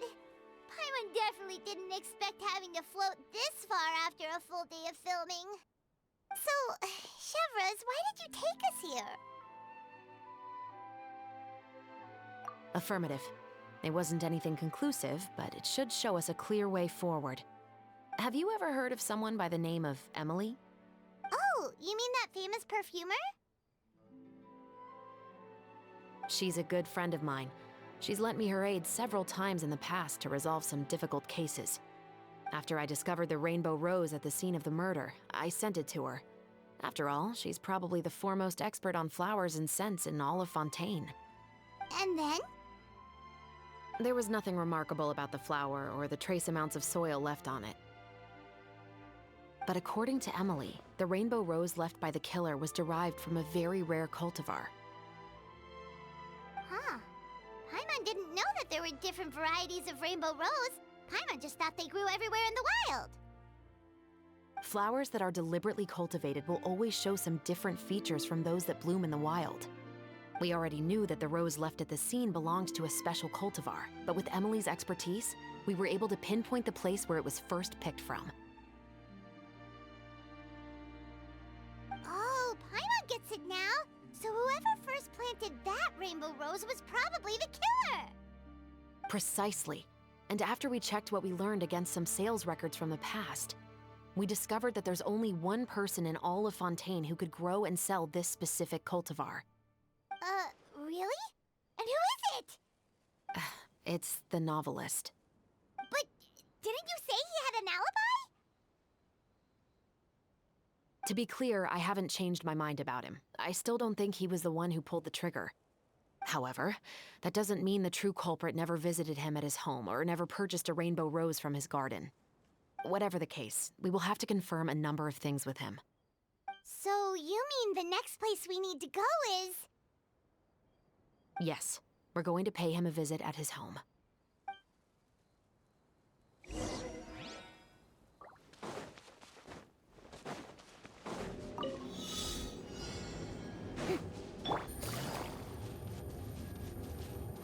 Take it easy. Hup.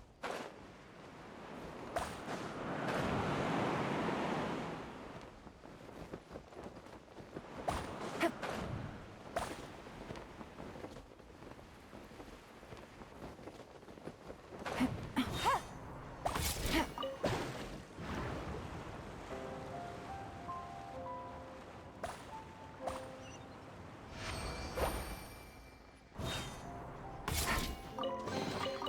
Treasure. One way to draw your target out of hiding.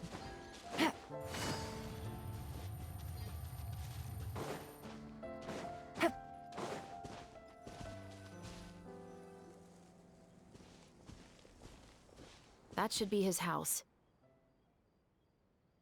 There are so many Gardamex stationed around the place. That's pretty unusual, right? According to what he told me last time we spoke, he hired them so he won't be harassed or disturbed. Huh. So there are a lot of flowers in his garden, but Paimon doesn't think we'll be able to pick one without alerting the Gardamex. Right. Which is exactly why I think there has to be a special connection between him and the killer. So, should we knock? Just wait here for now. I'd like to take care of a number of those Gardamex first. But they're so far away. How are you planning to do that? Don't forget, Paimon, I'm actually the real-life captain of the Musketeers.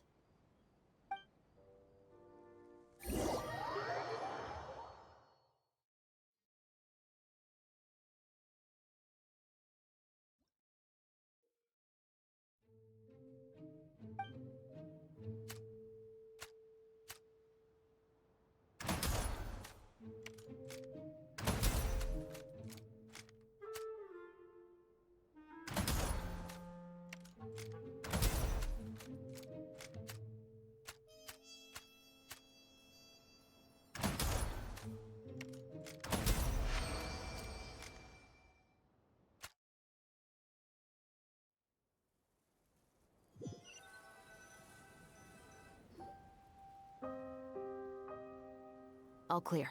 Let's go. Wait! Paimon's a little nervous now that we know he could be the killer. Can we go over our plan of action again? I'll go knock on the door and make sure it's safe inside. Once we're sure that we're in the clear, I'll ask him to come with us for a quick round of questioning at the guard's headquarters. But can't we just arrest him? We still have no evidence that he's the killer, or that he lent the killer any direct aid. Still, it would be appreciated if you could pick a rainbow rose from his garden for me while I'm talking to him. It'll help the Marachose Phantom confirm Emily's theory. Sure, no problem. Just be careful, Chevreuse.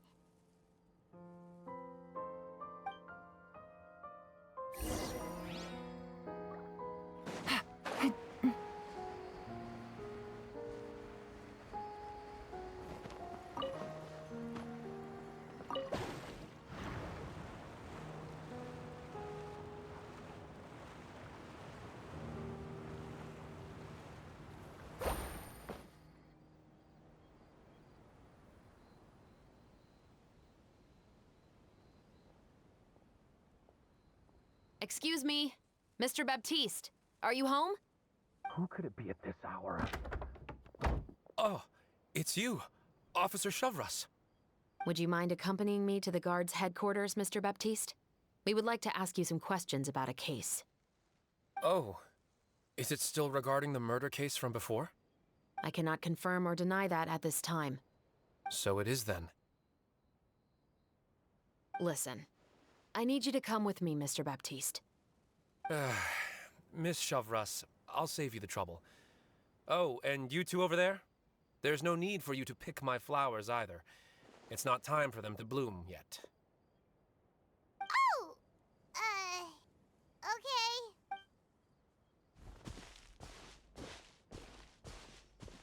By saving me the trouble, you mean... I will confess. I was the killer. Oh. Huh? He just admitted he's guilty! Please relax, everyone. I'm not armed. The musket you're looking for has been buried in my backyard. Then it's my responsibility to inform you, Mr. Baptiste, that everything you say right now will be used as evidence for the inevitable trial. Yes, I am perfectly aware of that. I must say, I hate this feeling. Oh? Is it because I confessed? Or because you've been proven wrong? Both, I suppose.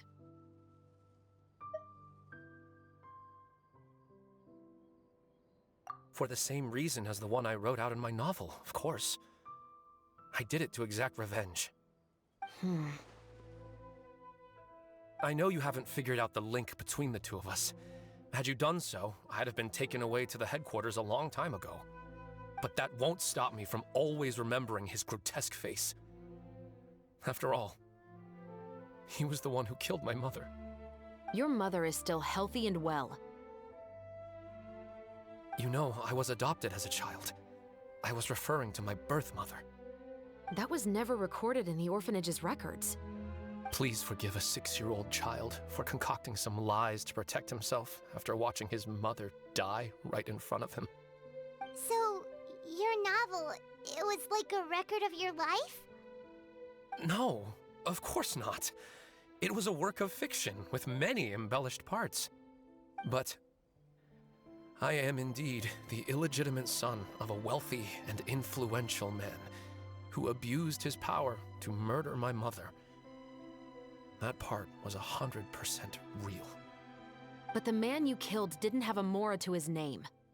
He was a hired assassin, an irredeemable beast who sank his fangs into a defenseless woman just for a few bags of Mora.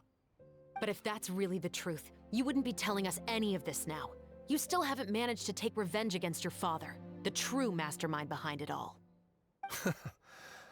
I never thought I'd hear that kind of thing from the captain of the Special Security and Surveillance Patrol. I'm simply skeptical about your motives. It's simple, really. I've grown tired of everything and don't want to shoulder this burden anymore. You may have considered me too soft to pull the trigger. Well, as it turns out, you are exactly right. I've become overwhelmed by the aftermath of the murder. So you're going to call a stop to your revenge, just like that? The true mastermind is too rich and too powerful for me. I've accepted that I will never be able to avenge my mother alone. And so what? The characters in your book never gave up. Now, Officer Chevreuse, I'm the one who has killed a man, aren't I? Are you trying to convince me to commit another crime? What's your father's name?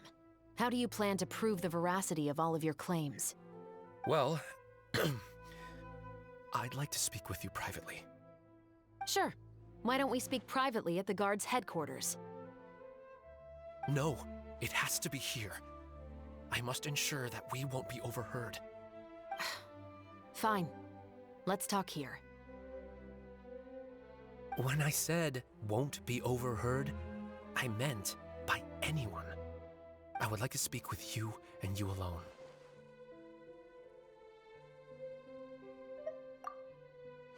Thanks. I appreciate it. Please stay safe, Chevreuse.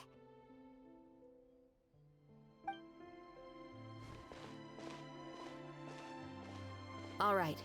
Let's hear it. Will you really believe what I'm about to say? Well, that depends on what you're going to tell me. Fair enough. Fair enough. Then listen closely.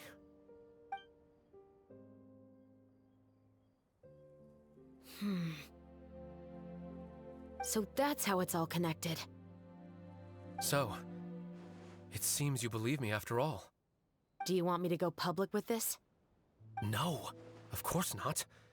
At least, not right now. Then why did you bother telling me? You've read my work. What do you think?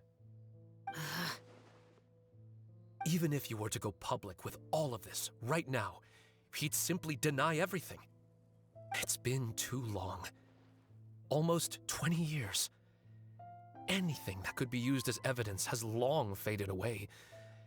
Even if there might have been a solitary island of truth once upon a time, it has long sunk beneath the waves by now.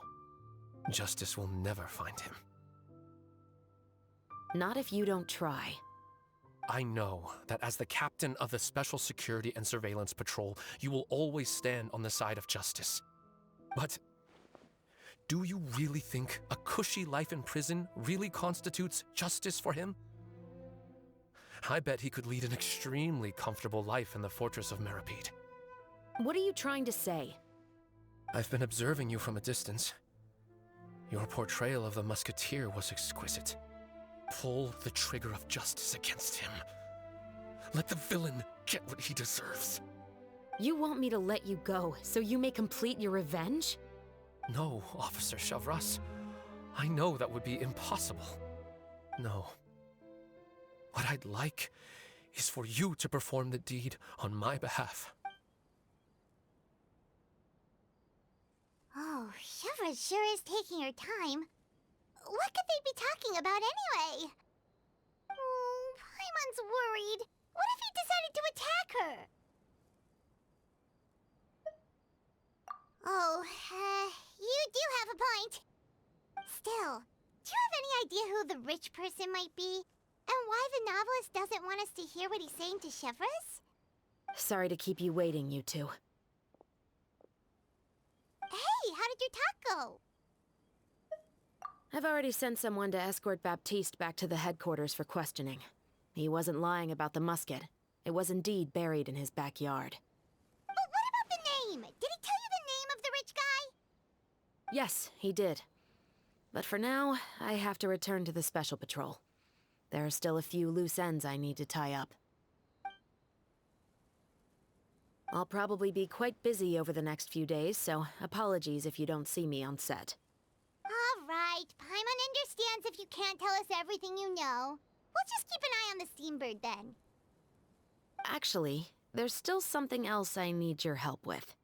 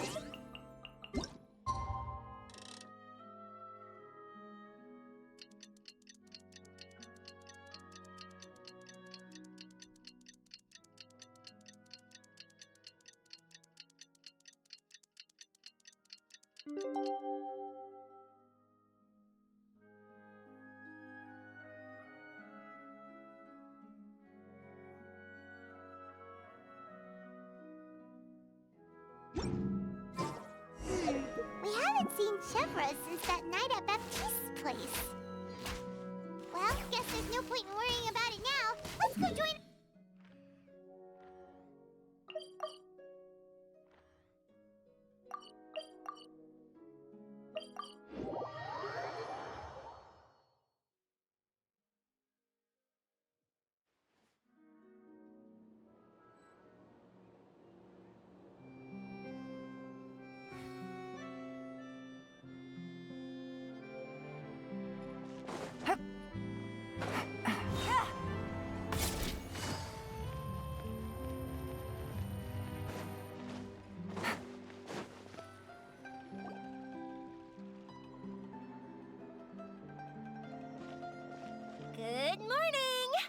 Taka and I were just talking about you. Is Chevreuse still not joining us today? Probably not. We haven't seen her either. Huh? That's such a pity. Director Farina said that we've only got a few small scenes left before wrapping up the entire thing. She even said that she'll get me into a couple scenes, so everyone will have a chance to shine in front of the camera. We were also planning on having a victory feast once we're all finished filming. You can join us, right? If only Chevreuse was here. I still haven't taken a photo with her. I'm afraid that can't be helped. Those special patrol folks are like phantoms when they've got a case on their hands. But to be honest, I'm even more concerned by what I read in the Steambird earlier this morning. It said that the killer in the murder case was none other than the author of the Two Musketeers. Oh yeah, I heard about that too. He came forward and confessed his crimes, but gave no explanation as to why he pulled the trigger. We didn't know about this case at all when we joined the film. Is it going to affect the reception of our work? From a pure publicity standpoint, this will draw a lot more attention to our film. I have to say, though, that no director can be perfectly comfortable with garnering attention through means other than artistic skill. To be fair, I feel like that ship sailed the moment you allowed yourself to be named as the director on our posters. It's not my fault that I'm super popular. What was that saying again? My popularity has, sunk to an all-time low? spread to the four corners of Tibet. Damn. Laughing on.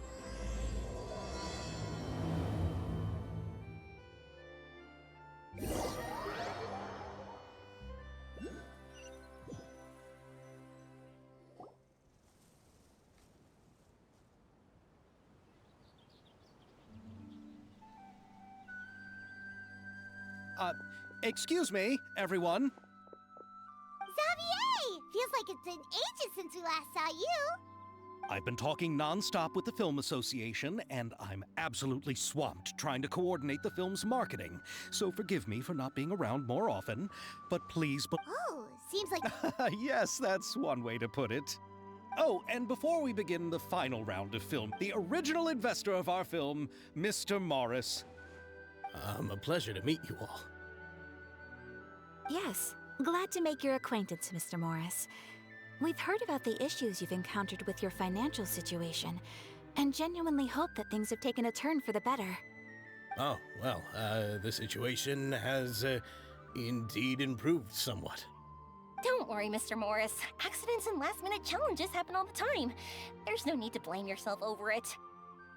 The good news is that we're almost done filming now, and I would even say that this is the best story I've ever seen. Is that so? I see, that's great news.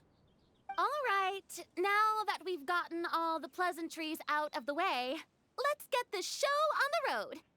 We'll mostly be filming typical people and scenery from the streets today to improve the sense of environmental ambiance in some parts of the film.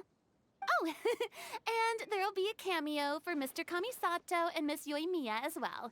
They'll be used to show outsider perspectives on the fates of the Two Musketeers. That's right. Ayato should be here any minute. Excellent! Then let's start with the scenery shots. Camera and clapper loader, you're up. Yep, we'll be ready. Remember, all we need are some wide zoom shots of the streets. If you happen to find some particularly lovely patches of flowers and grass, feel free to grab some close-ups of those as well. Ready? Lights! Camera! Action! Okay, now move the camera slowly. Try to focus on that flower. What's wrong? Just adjust the focal length a bit. Something the matter? Huh? But wasn't it working fine for all the days before? Veronique, can we try a different camera? No problem. How about this one? All right, let's give it another try. Lights, Action!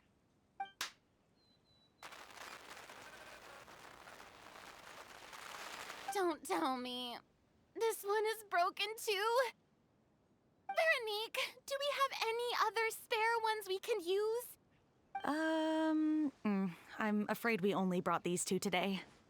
What? Then go find a workshop to get them repaired right away. Oh, and you too, Bono. Go find our spare camera in the warehouse and bring it back to the set. On it. Greetings, everyone. My apologies for the delay. Is something the matter, Ayaka? It seems like there are some issues with the filming equipment today. We're stuck for the moment. I see. Well, let's not just stand here twiddling our thumbs. Actors, to the makeup booth. We'll start on the next scene as soon as we get a working camera. The people at the workshop told me that the part which holds the lens in place seemed to have fallen off. That's super strange. It was perfectly fine just yesterday. Well, no time to dwell on that now. Let's get back to filming. Ahem!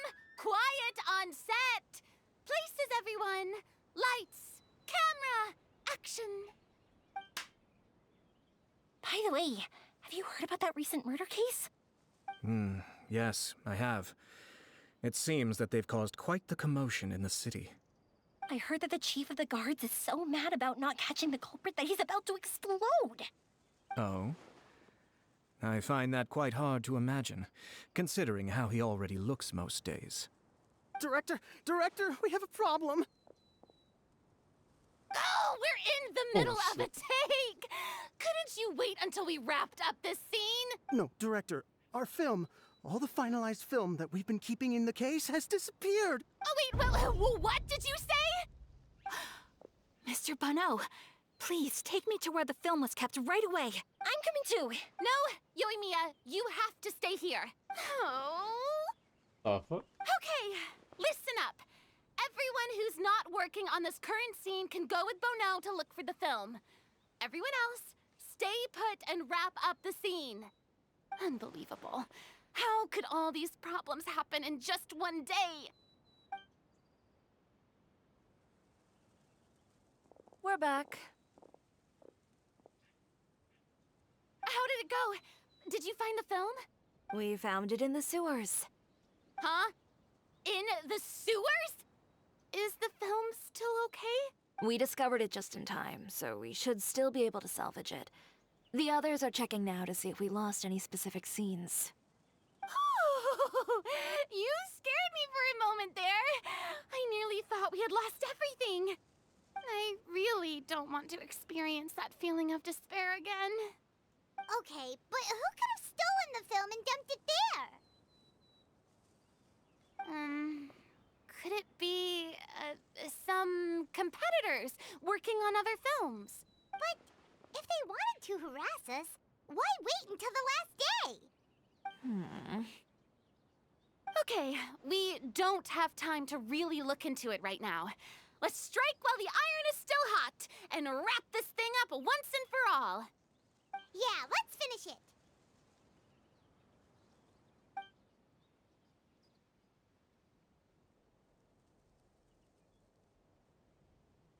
I would like to officially announce that our entry to the festival, The Two Musketeers, has now concluded filming! Paimon is spent. It's so late already. Even though the filming process proved to be extremely challenging, everyone provided valuable and unique contributions to the final product. Thank you all for your dedication and support. And just like Director Farina, I would also like to extend my most heartfelt thanks to all of you. Really, you've all helped me so much. All right, let's save the awards speech for later, and hopefully also get some rehearsals in before the real thing. Anyway, now it's time to party! Let's let's all make our way to the beach and have a celebration feast so loud and fun that even the blubber beast will want in. Party! Party! Paimon wants to party!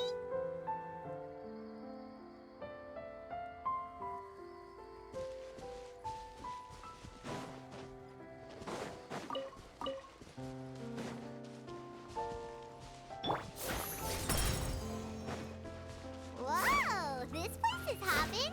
Everyone's finally getting to relax after wrapping up the film! Let's go chat with someone!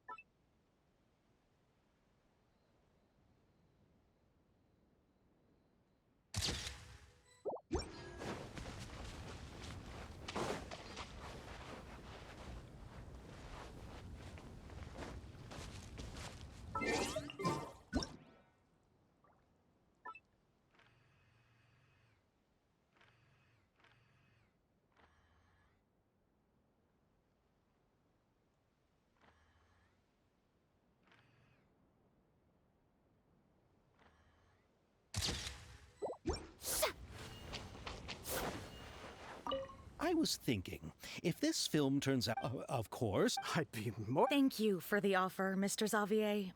Is that so? Well, then in that case, bon voyage, Miss Veronique. Oh, this is turning out to be quite the party. Have you ever seen a fireworks show, Mr. Morris? It's pretty amazing. I'm afraid I haven't, but I'll take your word for it.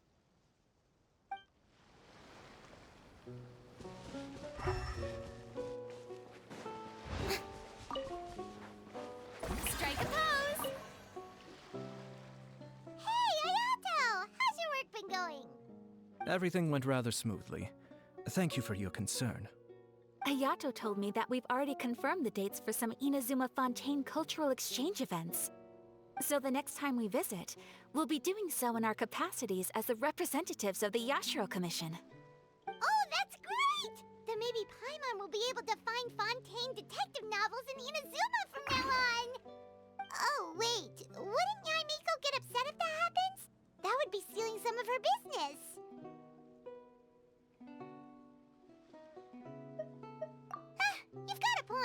She's always complaining that light novels have become bland and too predictable after all.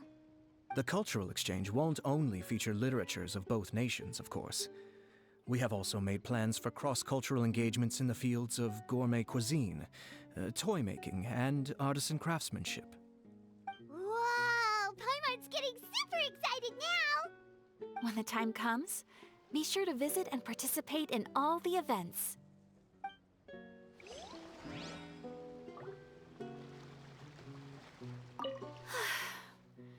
I wish we could have spent some more time here. Don't worry. It won't be long before we're back again.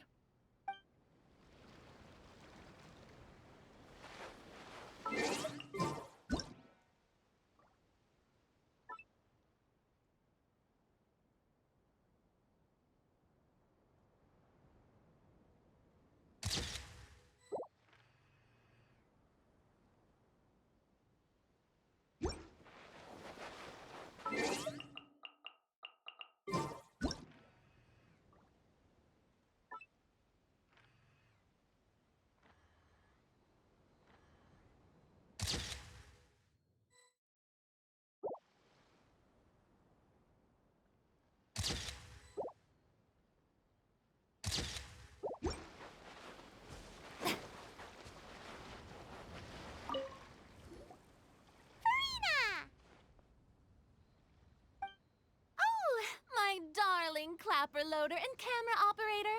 You've both worked really hard. Paimon thinks you worked even harder than us. Honestly, Paimon was getting a little tired of playing with the clapperboard by the end of it. Worst of all, Paimon started having dreams of you shouting, "Lights, camera, action!" into Paimon's ears. The actual dream can't even start until you've yelled that. Hey, if anything, shouldn't I be more grand and delightful than your dreams? We've been through so much together, and that's how your brain remembers me? That's not Paimon's fault. We've just used the clapperboard too much lately. Anyway, what's most important is that we've wrapped the film. I'm pretty confident that we'll take first prize. Hey, no need to mention the official name. Wait, now that you mention it, if we did win the prize, would Farina just get a statue of herself? Come on, I don't need that kind of attention. Xavier can accept the reward on our behalf. But just imagine! Farina accepting the Farina Award and holding a Farina statue. I'm going back to my dessert now. You all can keep discussing that on your own.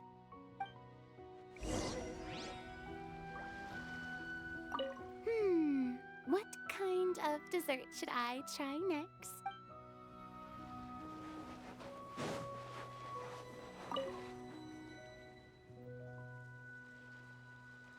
Chiori! Hey, you two. Are you not really into these kinds of big social occasions? Not particularly. But this is still better than Fontaine Fashion Week. But if this film becomes a big hit, people will definitely come flocking to your shop. Yes, that's highly likely. As long as the film can premiere as planned. Are you still worried about the case? That and all the obstacles we had to face today. You're right. It's as if all our bad luck just manifested at once. But why today of all days? No, it's nothing. We've already delivered the film to the editors, so there should be nothing more to worry about. How are you doing, Mr. Morris? You having a good time? Well, you could say that. Do you happen to know when the party is scheduled to end? Judging by how much fun everyone's having, I'd say probably not until well after midnight. Is there something that you still have to take care of at home, Mr. Morris?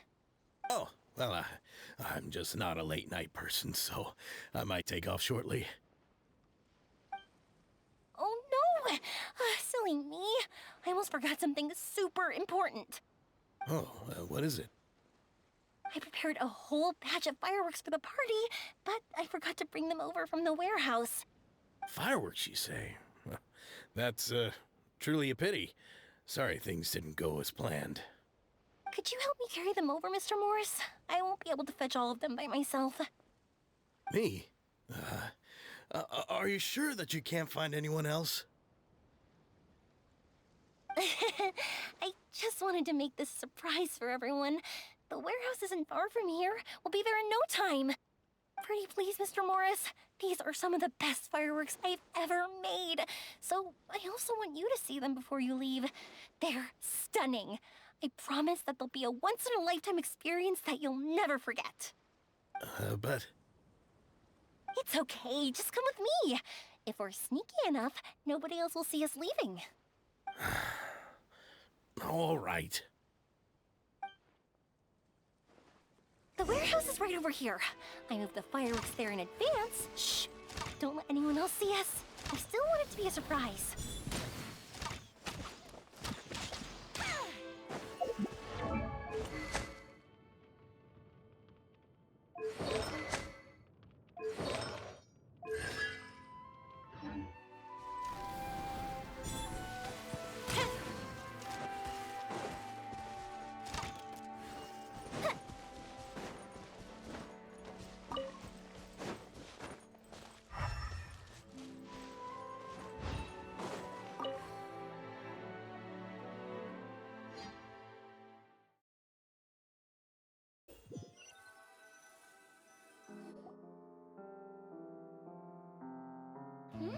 It's dark in here.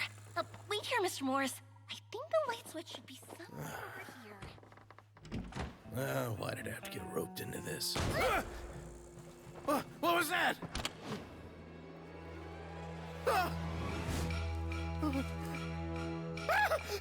Who's there? Get me out! Get me out of here! Did you really think you'd get away, Morris?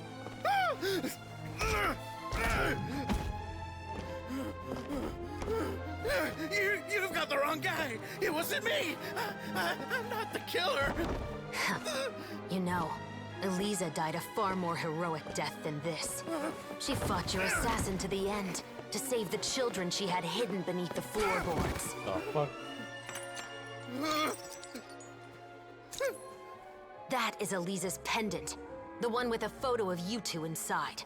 The one you gave her. Ring any bells? It's a fake! It has to be! There's no way! No way your assassin didn't destroy it, you mean?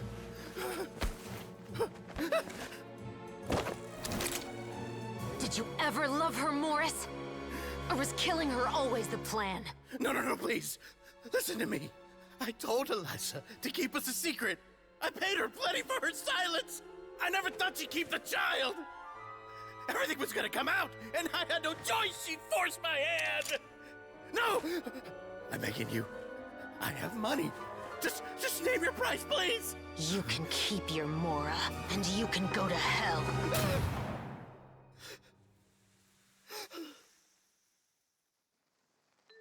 I'm Captain Chevreuse of the Special Patrol. Morris, you're under arrest for Eliza's murder. Huh? Hmm?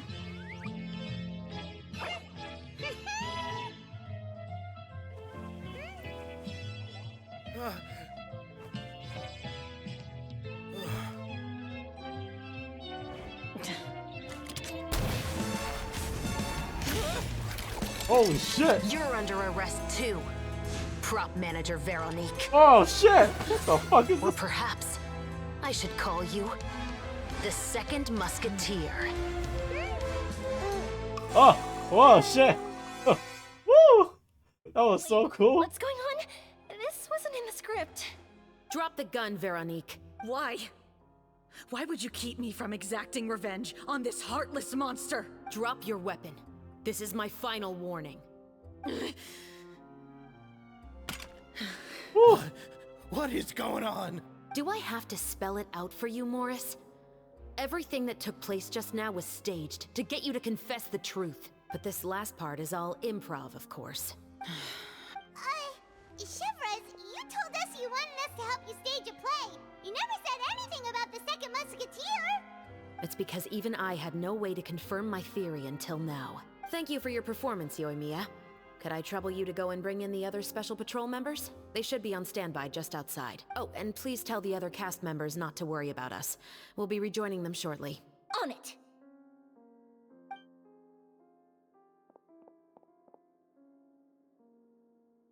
So what do you think, Morris? Care to talk about what happened 20 years ago? My patience is limited, you know. Don't force me to take you back to the interrogation room. I'd wager that you wouldn't last for more than a minute in there. With the recording we made, you have no chance of winning in court. Cooperating with us now is the most practical move. All right. I'll talk. I hired an assassin to murder Elisa. She once worked as a maid on my family's estate. She was very beautiful, and after some time I fell for her. We kept our relationship a secret and carried out an affair for some time, but it wasn't long before she became pregnant. And if my parents ever found out, they would have stripped me of my inheritance and status, driven me out of my home. I also didn't expect Elisa to insist on bringing the pregnancy to term.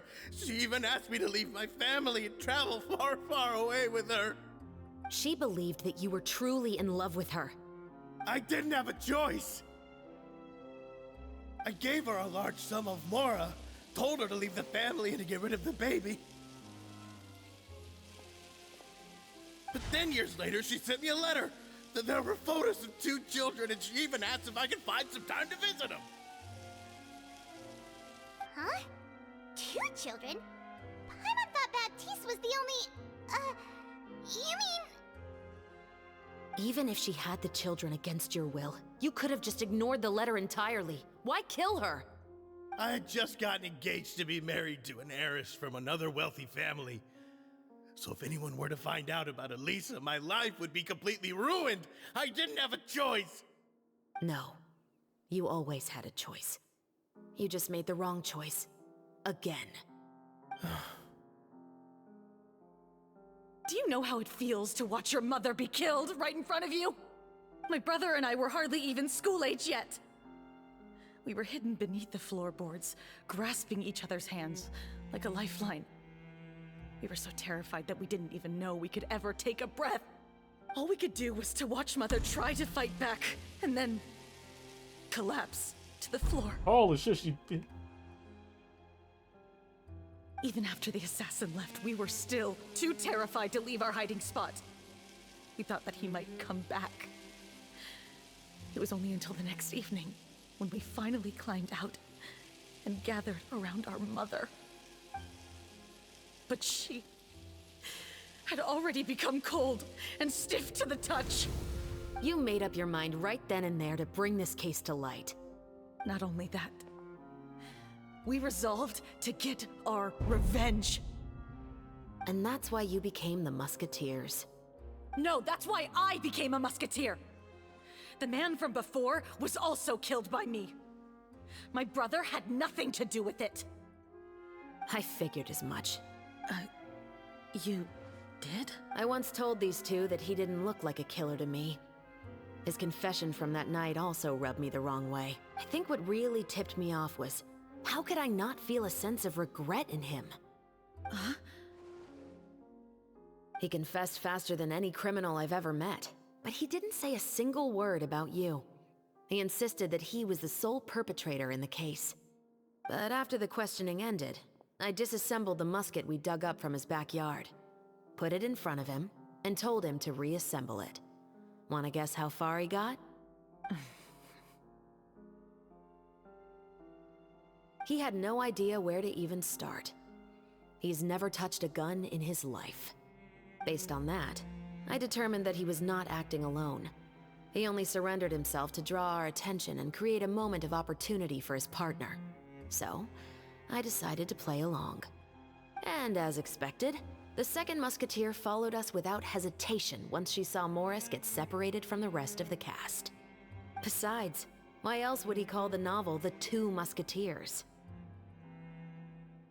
But how did you know it was Veronique? I figured it out the moment Baptiste told me his father's name. Oh. That so-called financial crisis was all just a ruse. He just wanted to sign up as the investor and then leave the film without any source of funding. After all, he has a vested interest in minimizing the reach of this story. It's really just the same thing as what he did to Eliza all those years ago. Human scum. But then Xavier pulled out all the stops and got the film made against all odds. Morris couldn't have that. With the killer in custody, he figured it was safe to act. And so he came to visit the set today, just as I expected. Wait, so you were behind all those mishaps today? As for the identity of the second musketeer, I assumed they'd probably stay close to Morris and look for an opening. And if they already knew that Morris was the film's investor, then that narrowed the list of potential suspects as well.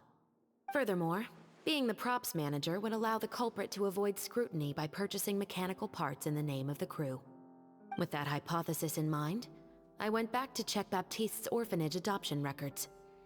Guess whose name I saw on the same page, just a few lines from his.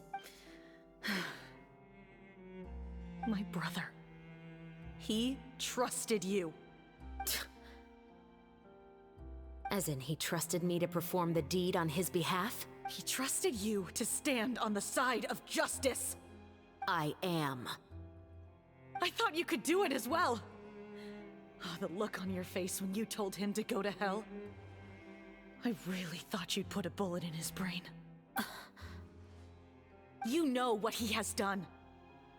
Are you telling me that you'd rather see him spend the rest of his life living like a king in the fortress of Meripede? I will never be able to forget the feeling of my mother's cold, lifeless hands. And you would call this ending fair? Is this what you call justice? I won't lie, Veronique. I did hesitate when your brother first told me about the truth. I wondered. I agonized over whether I should really put a bullet in his head. So why don't you? Because that should never be how justice is carried out in this world. Perhaps, to you, justice is simply reciprocated. An eye for an eye, and a life for a life. But everyone has their own understanding of justice. If everyone were to pursue their own definition of it, there would be no more order in this world. Today, you'll kill Morris, and tomorrow, his children may come for you. The world cannot render judgments based on a desire for revenge. That will only lead to a cycle of revenge, as well as the destruction of order and civilized society. Fontaine is founded on a set of laws and a standardized code of justice. That is why we are the nation of justice. But with all that said, I will promise you this. Morris will not lead a cushy life in the fortress of Meripede. Chevreuse, the rest of the special patrol is here. Thank you so much, Yoimiya. Letelier, Terena, please take them away.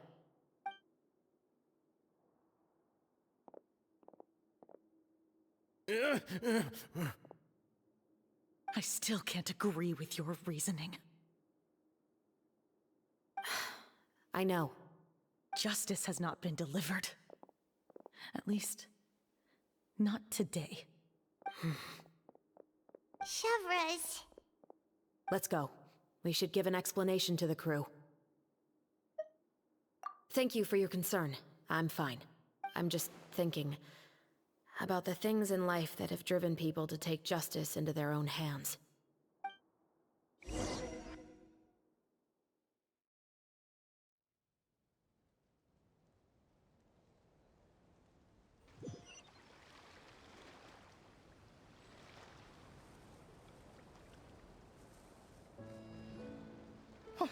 Who would have thought Morris would turn out to be... I'm at a loss of words. How could he have done something like this? I'm just glad that you're all safe and sound. Who knew that such a labyrinth of cases would be behind this story? Well, what should we do now? We have a finished film, of course, but should we still go ahead with the premiere? What do you mean? Shouldn't you be even more motivated to spread the word now that you've learned the truth? Chiori is right. I'd also like more people to see this story for themselves. But the real ending of the story seems to have deviated somewhat from the one in the script. Is that still acceptable to you, Miss Chevreuse? The call is yours. We still have time to reshoot an ending if that's what you'd like. No, it's fine as is. I like what we have for the catharsis. Romanticism is what gives works of art their appeal. Fiction is able to explore means of restitution that could never work in real life. Just like the real world, the world of stories also has its own set of rules and justice. These different possibilities are what initially drew me to reading in the first place. Sounds good to me. I support your decision. What about Veronique? Will she be okay? She will soon face her judgment alongside her brother and Morris. If I had to guess, they'll probably all be sent to the fortress of Meripede. I'll make sure to give Risley a heads up about it. Oh, you mean that kind of heads up? Exactly. Ahem. All right, then the matter's settled. Now that everything's been taken care of, there's no reason for us to keep looking all gloomy and grumpy. Let's get back to the feast and enjoy each other's company. We'll be starting the post-production process tomorrow. You should join us, Chevreuse. You missed the first few hours of the party, didn't you? All right. Count me in. Then I'll wait for you over there. There's still some good news that I'd like to share with Chevreuse. Traveler, Paimon, could you wait for me by the sea after the party ends? I'd like to go on a brief walk with the two of you. Thank you very much.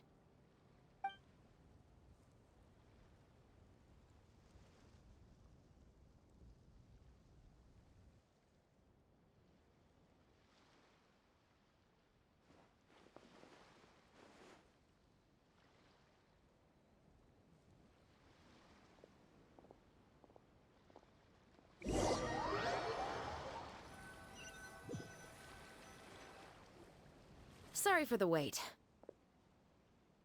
Oh, we weren't waiting long at all. Is there something else you wanted to tell us? No, I don't have anything new to share. I just felt that since you were my investigation partners, I should have another conversation with the two of you.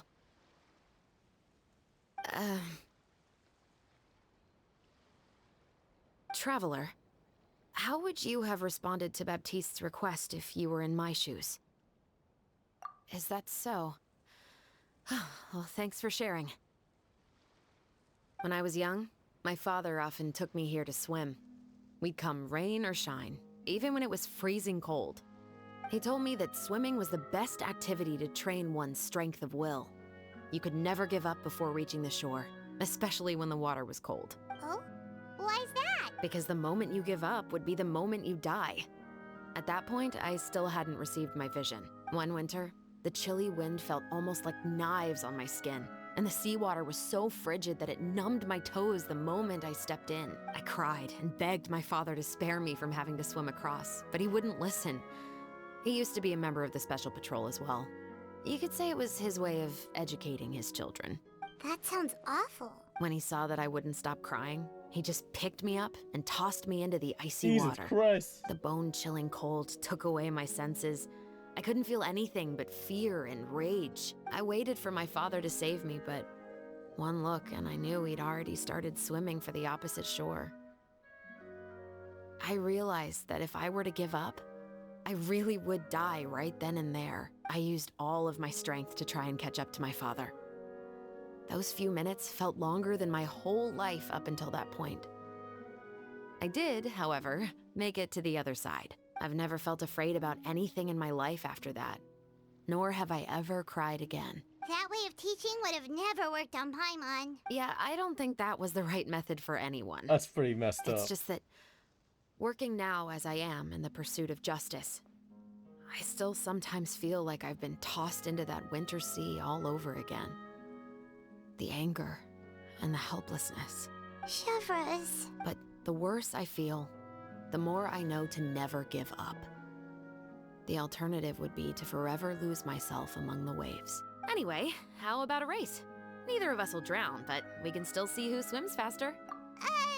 You guys go ahead! Paimon will grab the clapperboard to mark the start of the race.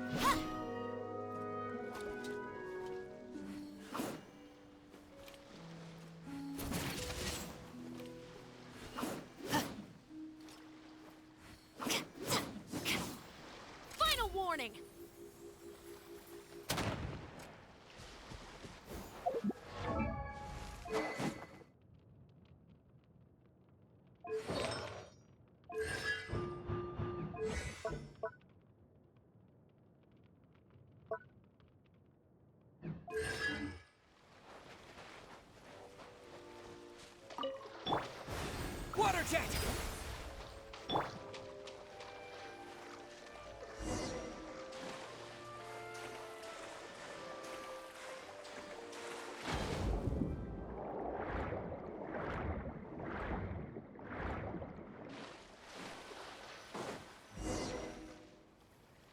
Whoa, that felt good. You were so fast in the water, Chevreuse.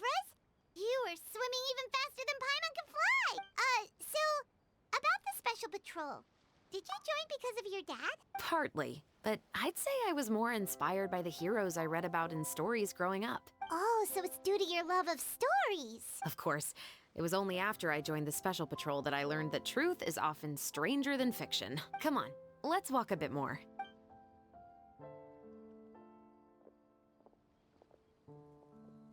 To be honest, I do sometimes question whether the decisions I make are the right ones. But I know that no matter what, I must keep swimming. Because the only thing I've got my eyes on is the shore in the distance.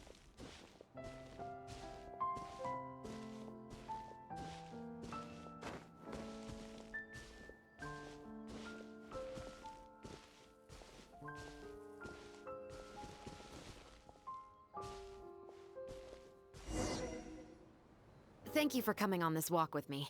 I feel a lot better after getting all that off my chest. Huh. We're nearly back at Baptiste's house. Huh, you're right. I didn't realize we were so close. He really did plant a lot of flowers. It's just like how he described it in the story. Huh? Wait. Paimon, Traveler, look! The rainbow roses in the garden. They're in full bloom now.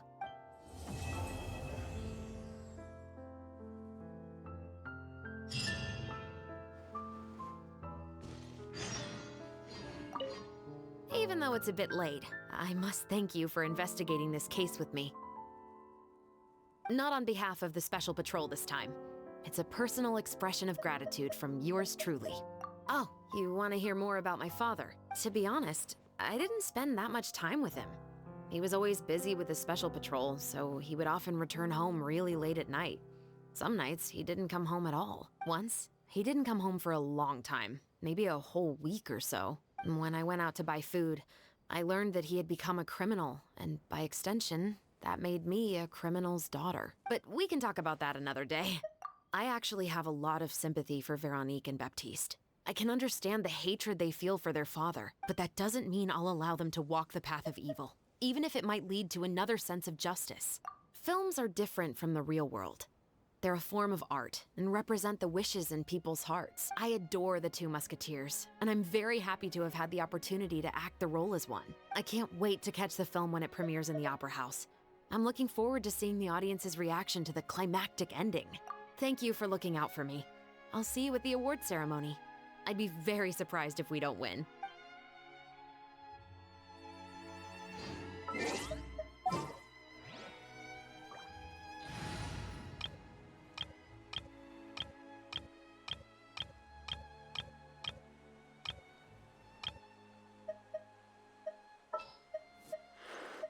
There's still a long road ahead.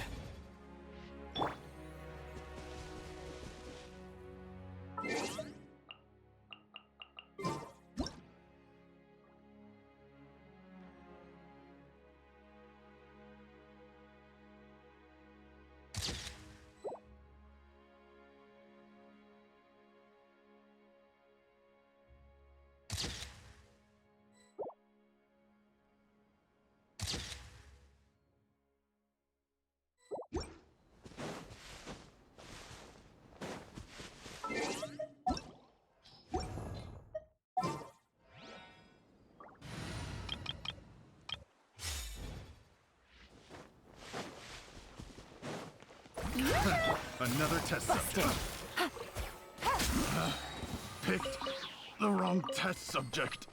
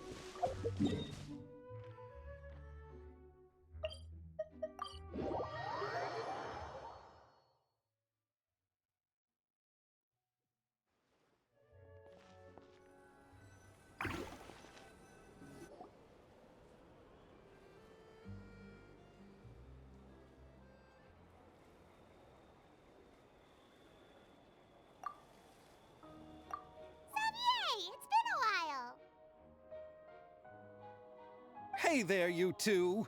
Sorry I've been scarce. I've been buried in marketing and preparing the film for release ever since we wrapped post-production. The award ceremony is today, right? Paimon wonders if we'll win the Farina Award. I'd give it a 90% chance. Farina! Oh, Paimon didn't know you were already here. You're earlier than everyone else. I'm sure the others will also be here in no time. Xavier, if we end up getting called on stage, shouldn't you come up with a name for our crew? What? But we don't even know if we're going to win. I wouldn't want to jinx our chances by celebrating early. Just open your eyes! Surely you've seen the audience's reactions to our film. We've had nothing but critical acclaim. You've also had conversations with the Opera House's operating staff, right? Didn't they want to increase the number of showings? With the Mora you've made from the box office, you can now open your very own film company. But that's all credit to my amazing crew. You've all helped to make this a reality, so I can't be the only one asked to come up with a name. Well, give it some thought. I'm sure the crew will respect your choice. All right, but before that, Traveler and Paimon, could I trouble you to quickly pay a visit to the Fortress of Meripede? Huh? But shouldn't we stay for the award ceremony? I wanted to ask you two to invite Chevreuse to join us at the ceremony. She's one of the lead roles, after all. I haven't been able to find her recently, so I haven't had the chance to invite her personally. According to the papers, the culprits of the musket murder case will be personally escorted today by the captain of the Special Patrol to the Fortress of Meripede. Oh, Paimon gets it now. Yep, just wait here, Xavier, and maybe try to come up with a few snappy-sounding names. All right, then I'll leave you to it.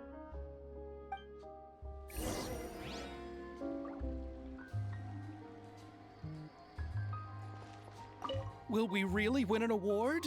Trust me. When have I ever been wrong about something like this?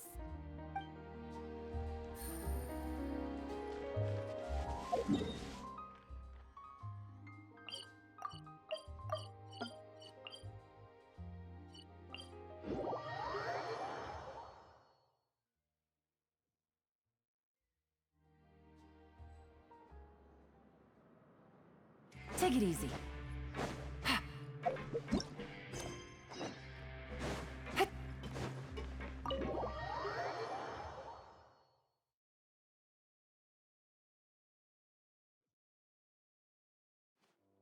This is as far as I'll be taking them.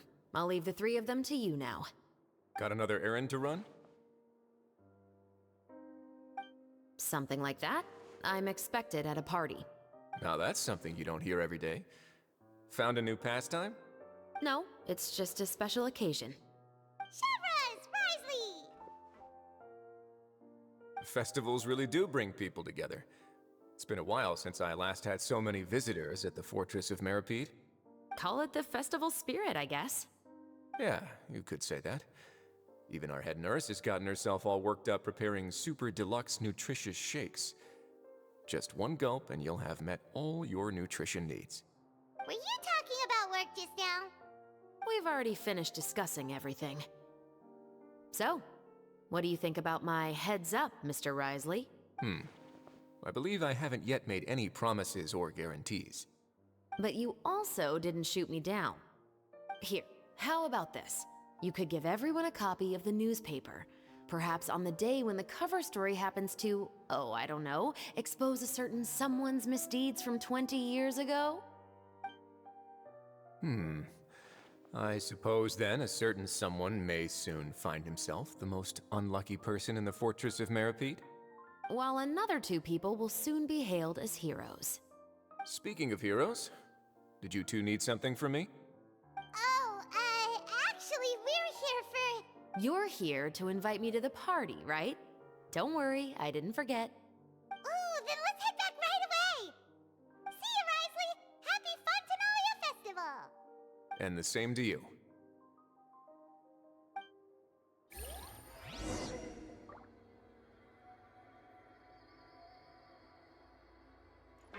Please, go and enjoy the festival.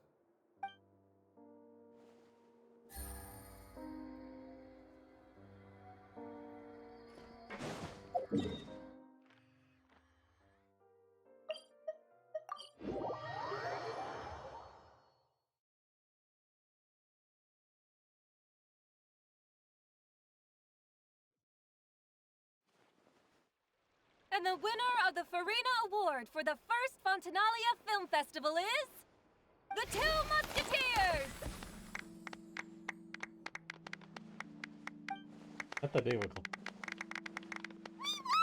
We really won! Congratulations, Mr. Xavier. We won? I can't believe it! I really can't thank all of you enough! See?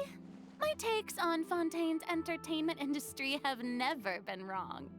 Now, please welcome to the stage the producer of The Two Musketeers, Mr. Xavier!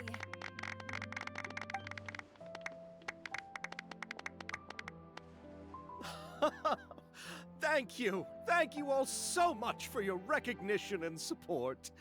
While I'm up here, I would love to give special thanks to... Time really flies, huh? It certainly feels that way.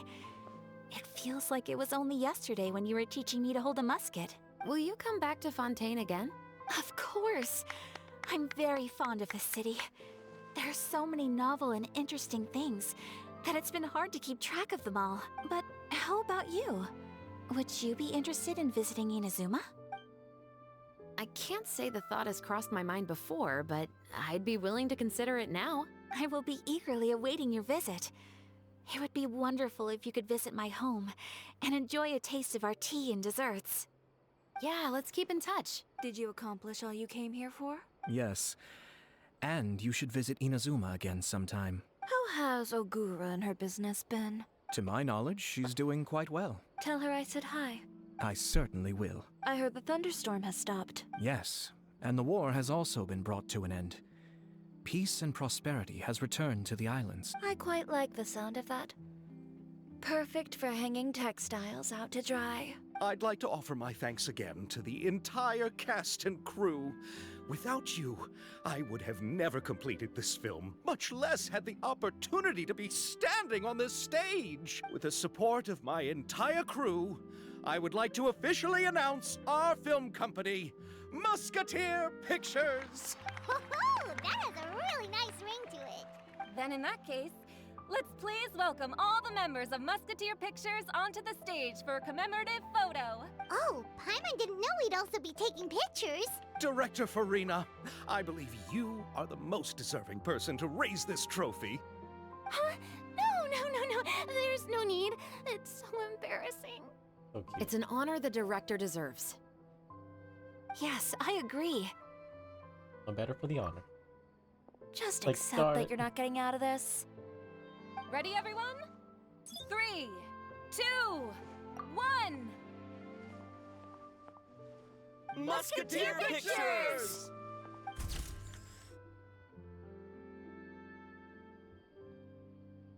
Beautiful. God, it's so beautiful.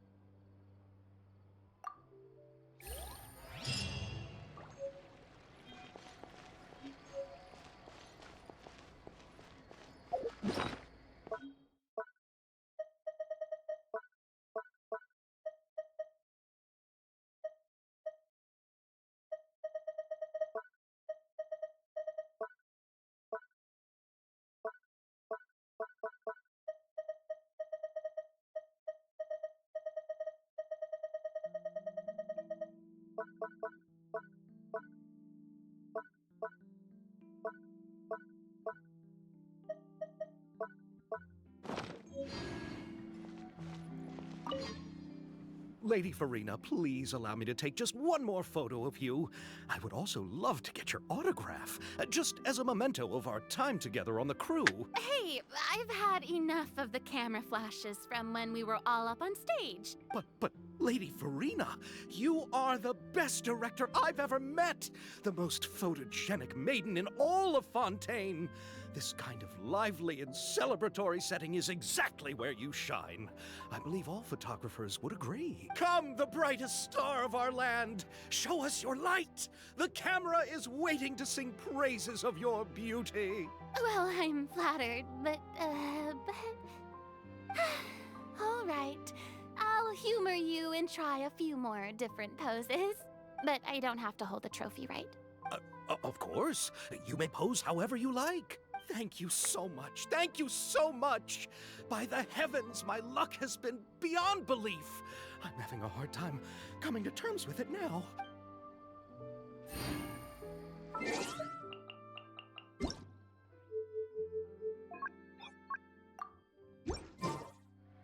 Furina様。受賞した時に眩しいフラッシュを嫌というほど浴びたんだけど。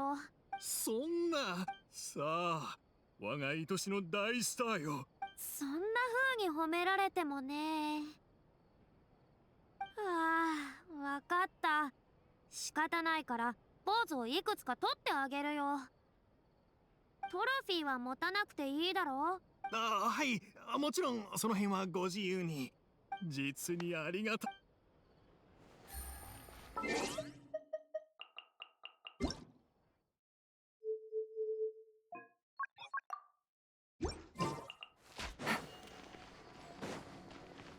Miss Yoimiya, we haven't had the chance to talk, but please accept my thanks for everything you've done over the past few days. Oh, but I feel like I didn't do anything out of the ordinary. I'm very grateful for your assistance during that special performance in the warehouse. It was always going to be somewhat risky, to engage and draw away Morris all on your own. You're only a civilian and have never been trained to act in such a dangerous situation. Don't say it like that. As the director's assistant, it was my duty to help out the crew however I could. It was an honor to help you solve the case. I have to admit, though, my heart was thumping super hard the entire time I was laying on the ground. I was scared that everyone would notice. You did great. Oh, and before I forget, if you ever visit Inazuma, please come and pay a visit to Naganohara Fireworks. I'll make some fireworks for you. I even know what shape I'd make. I'm guessing a musket. Telling you now would ruin the surprise. If you really want to see it, just come and visit me.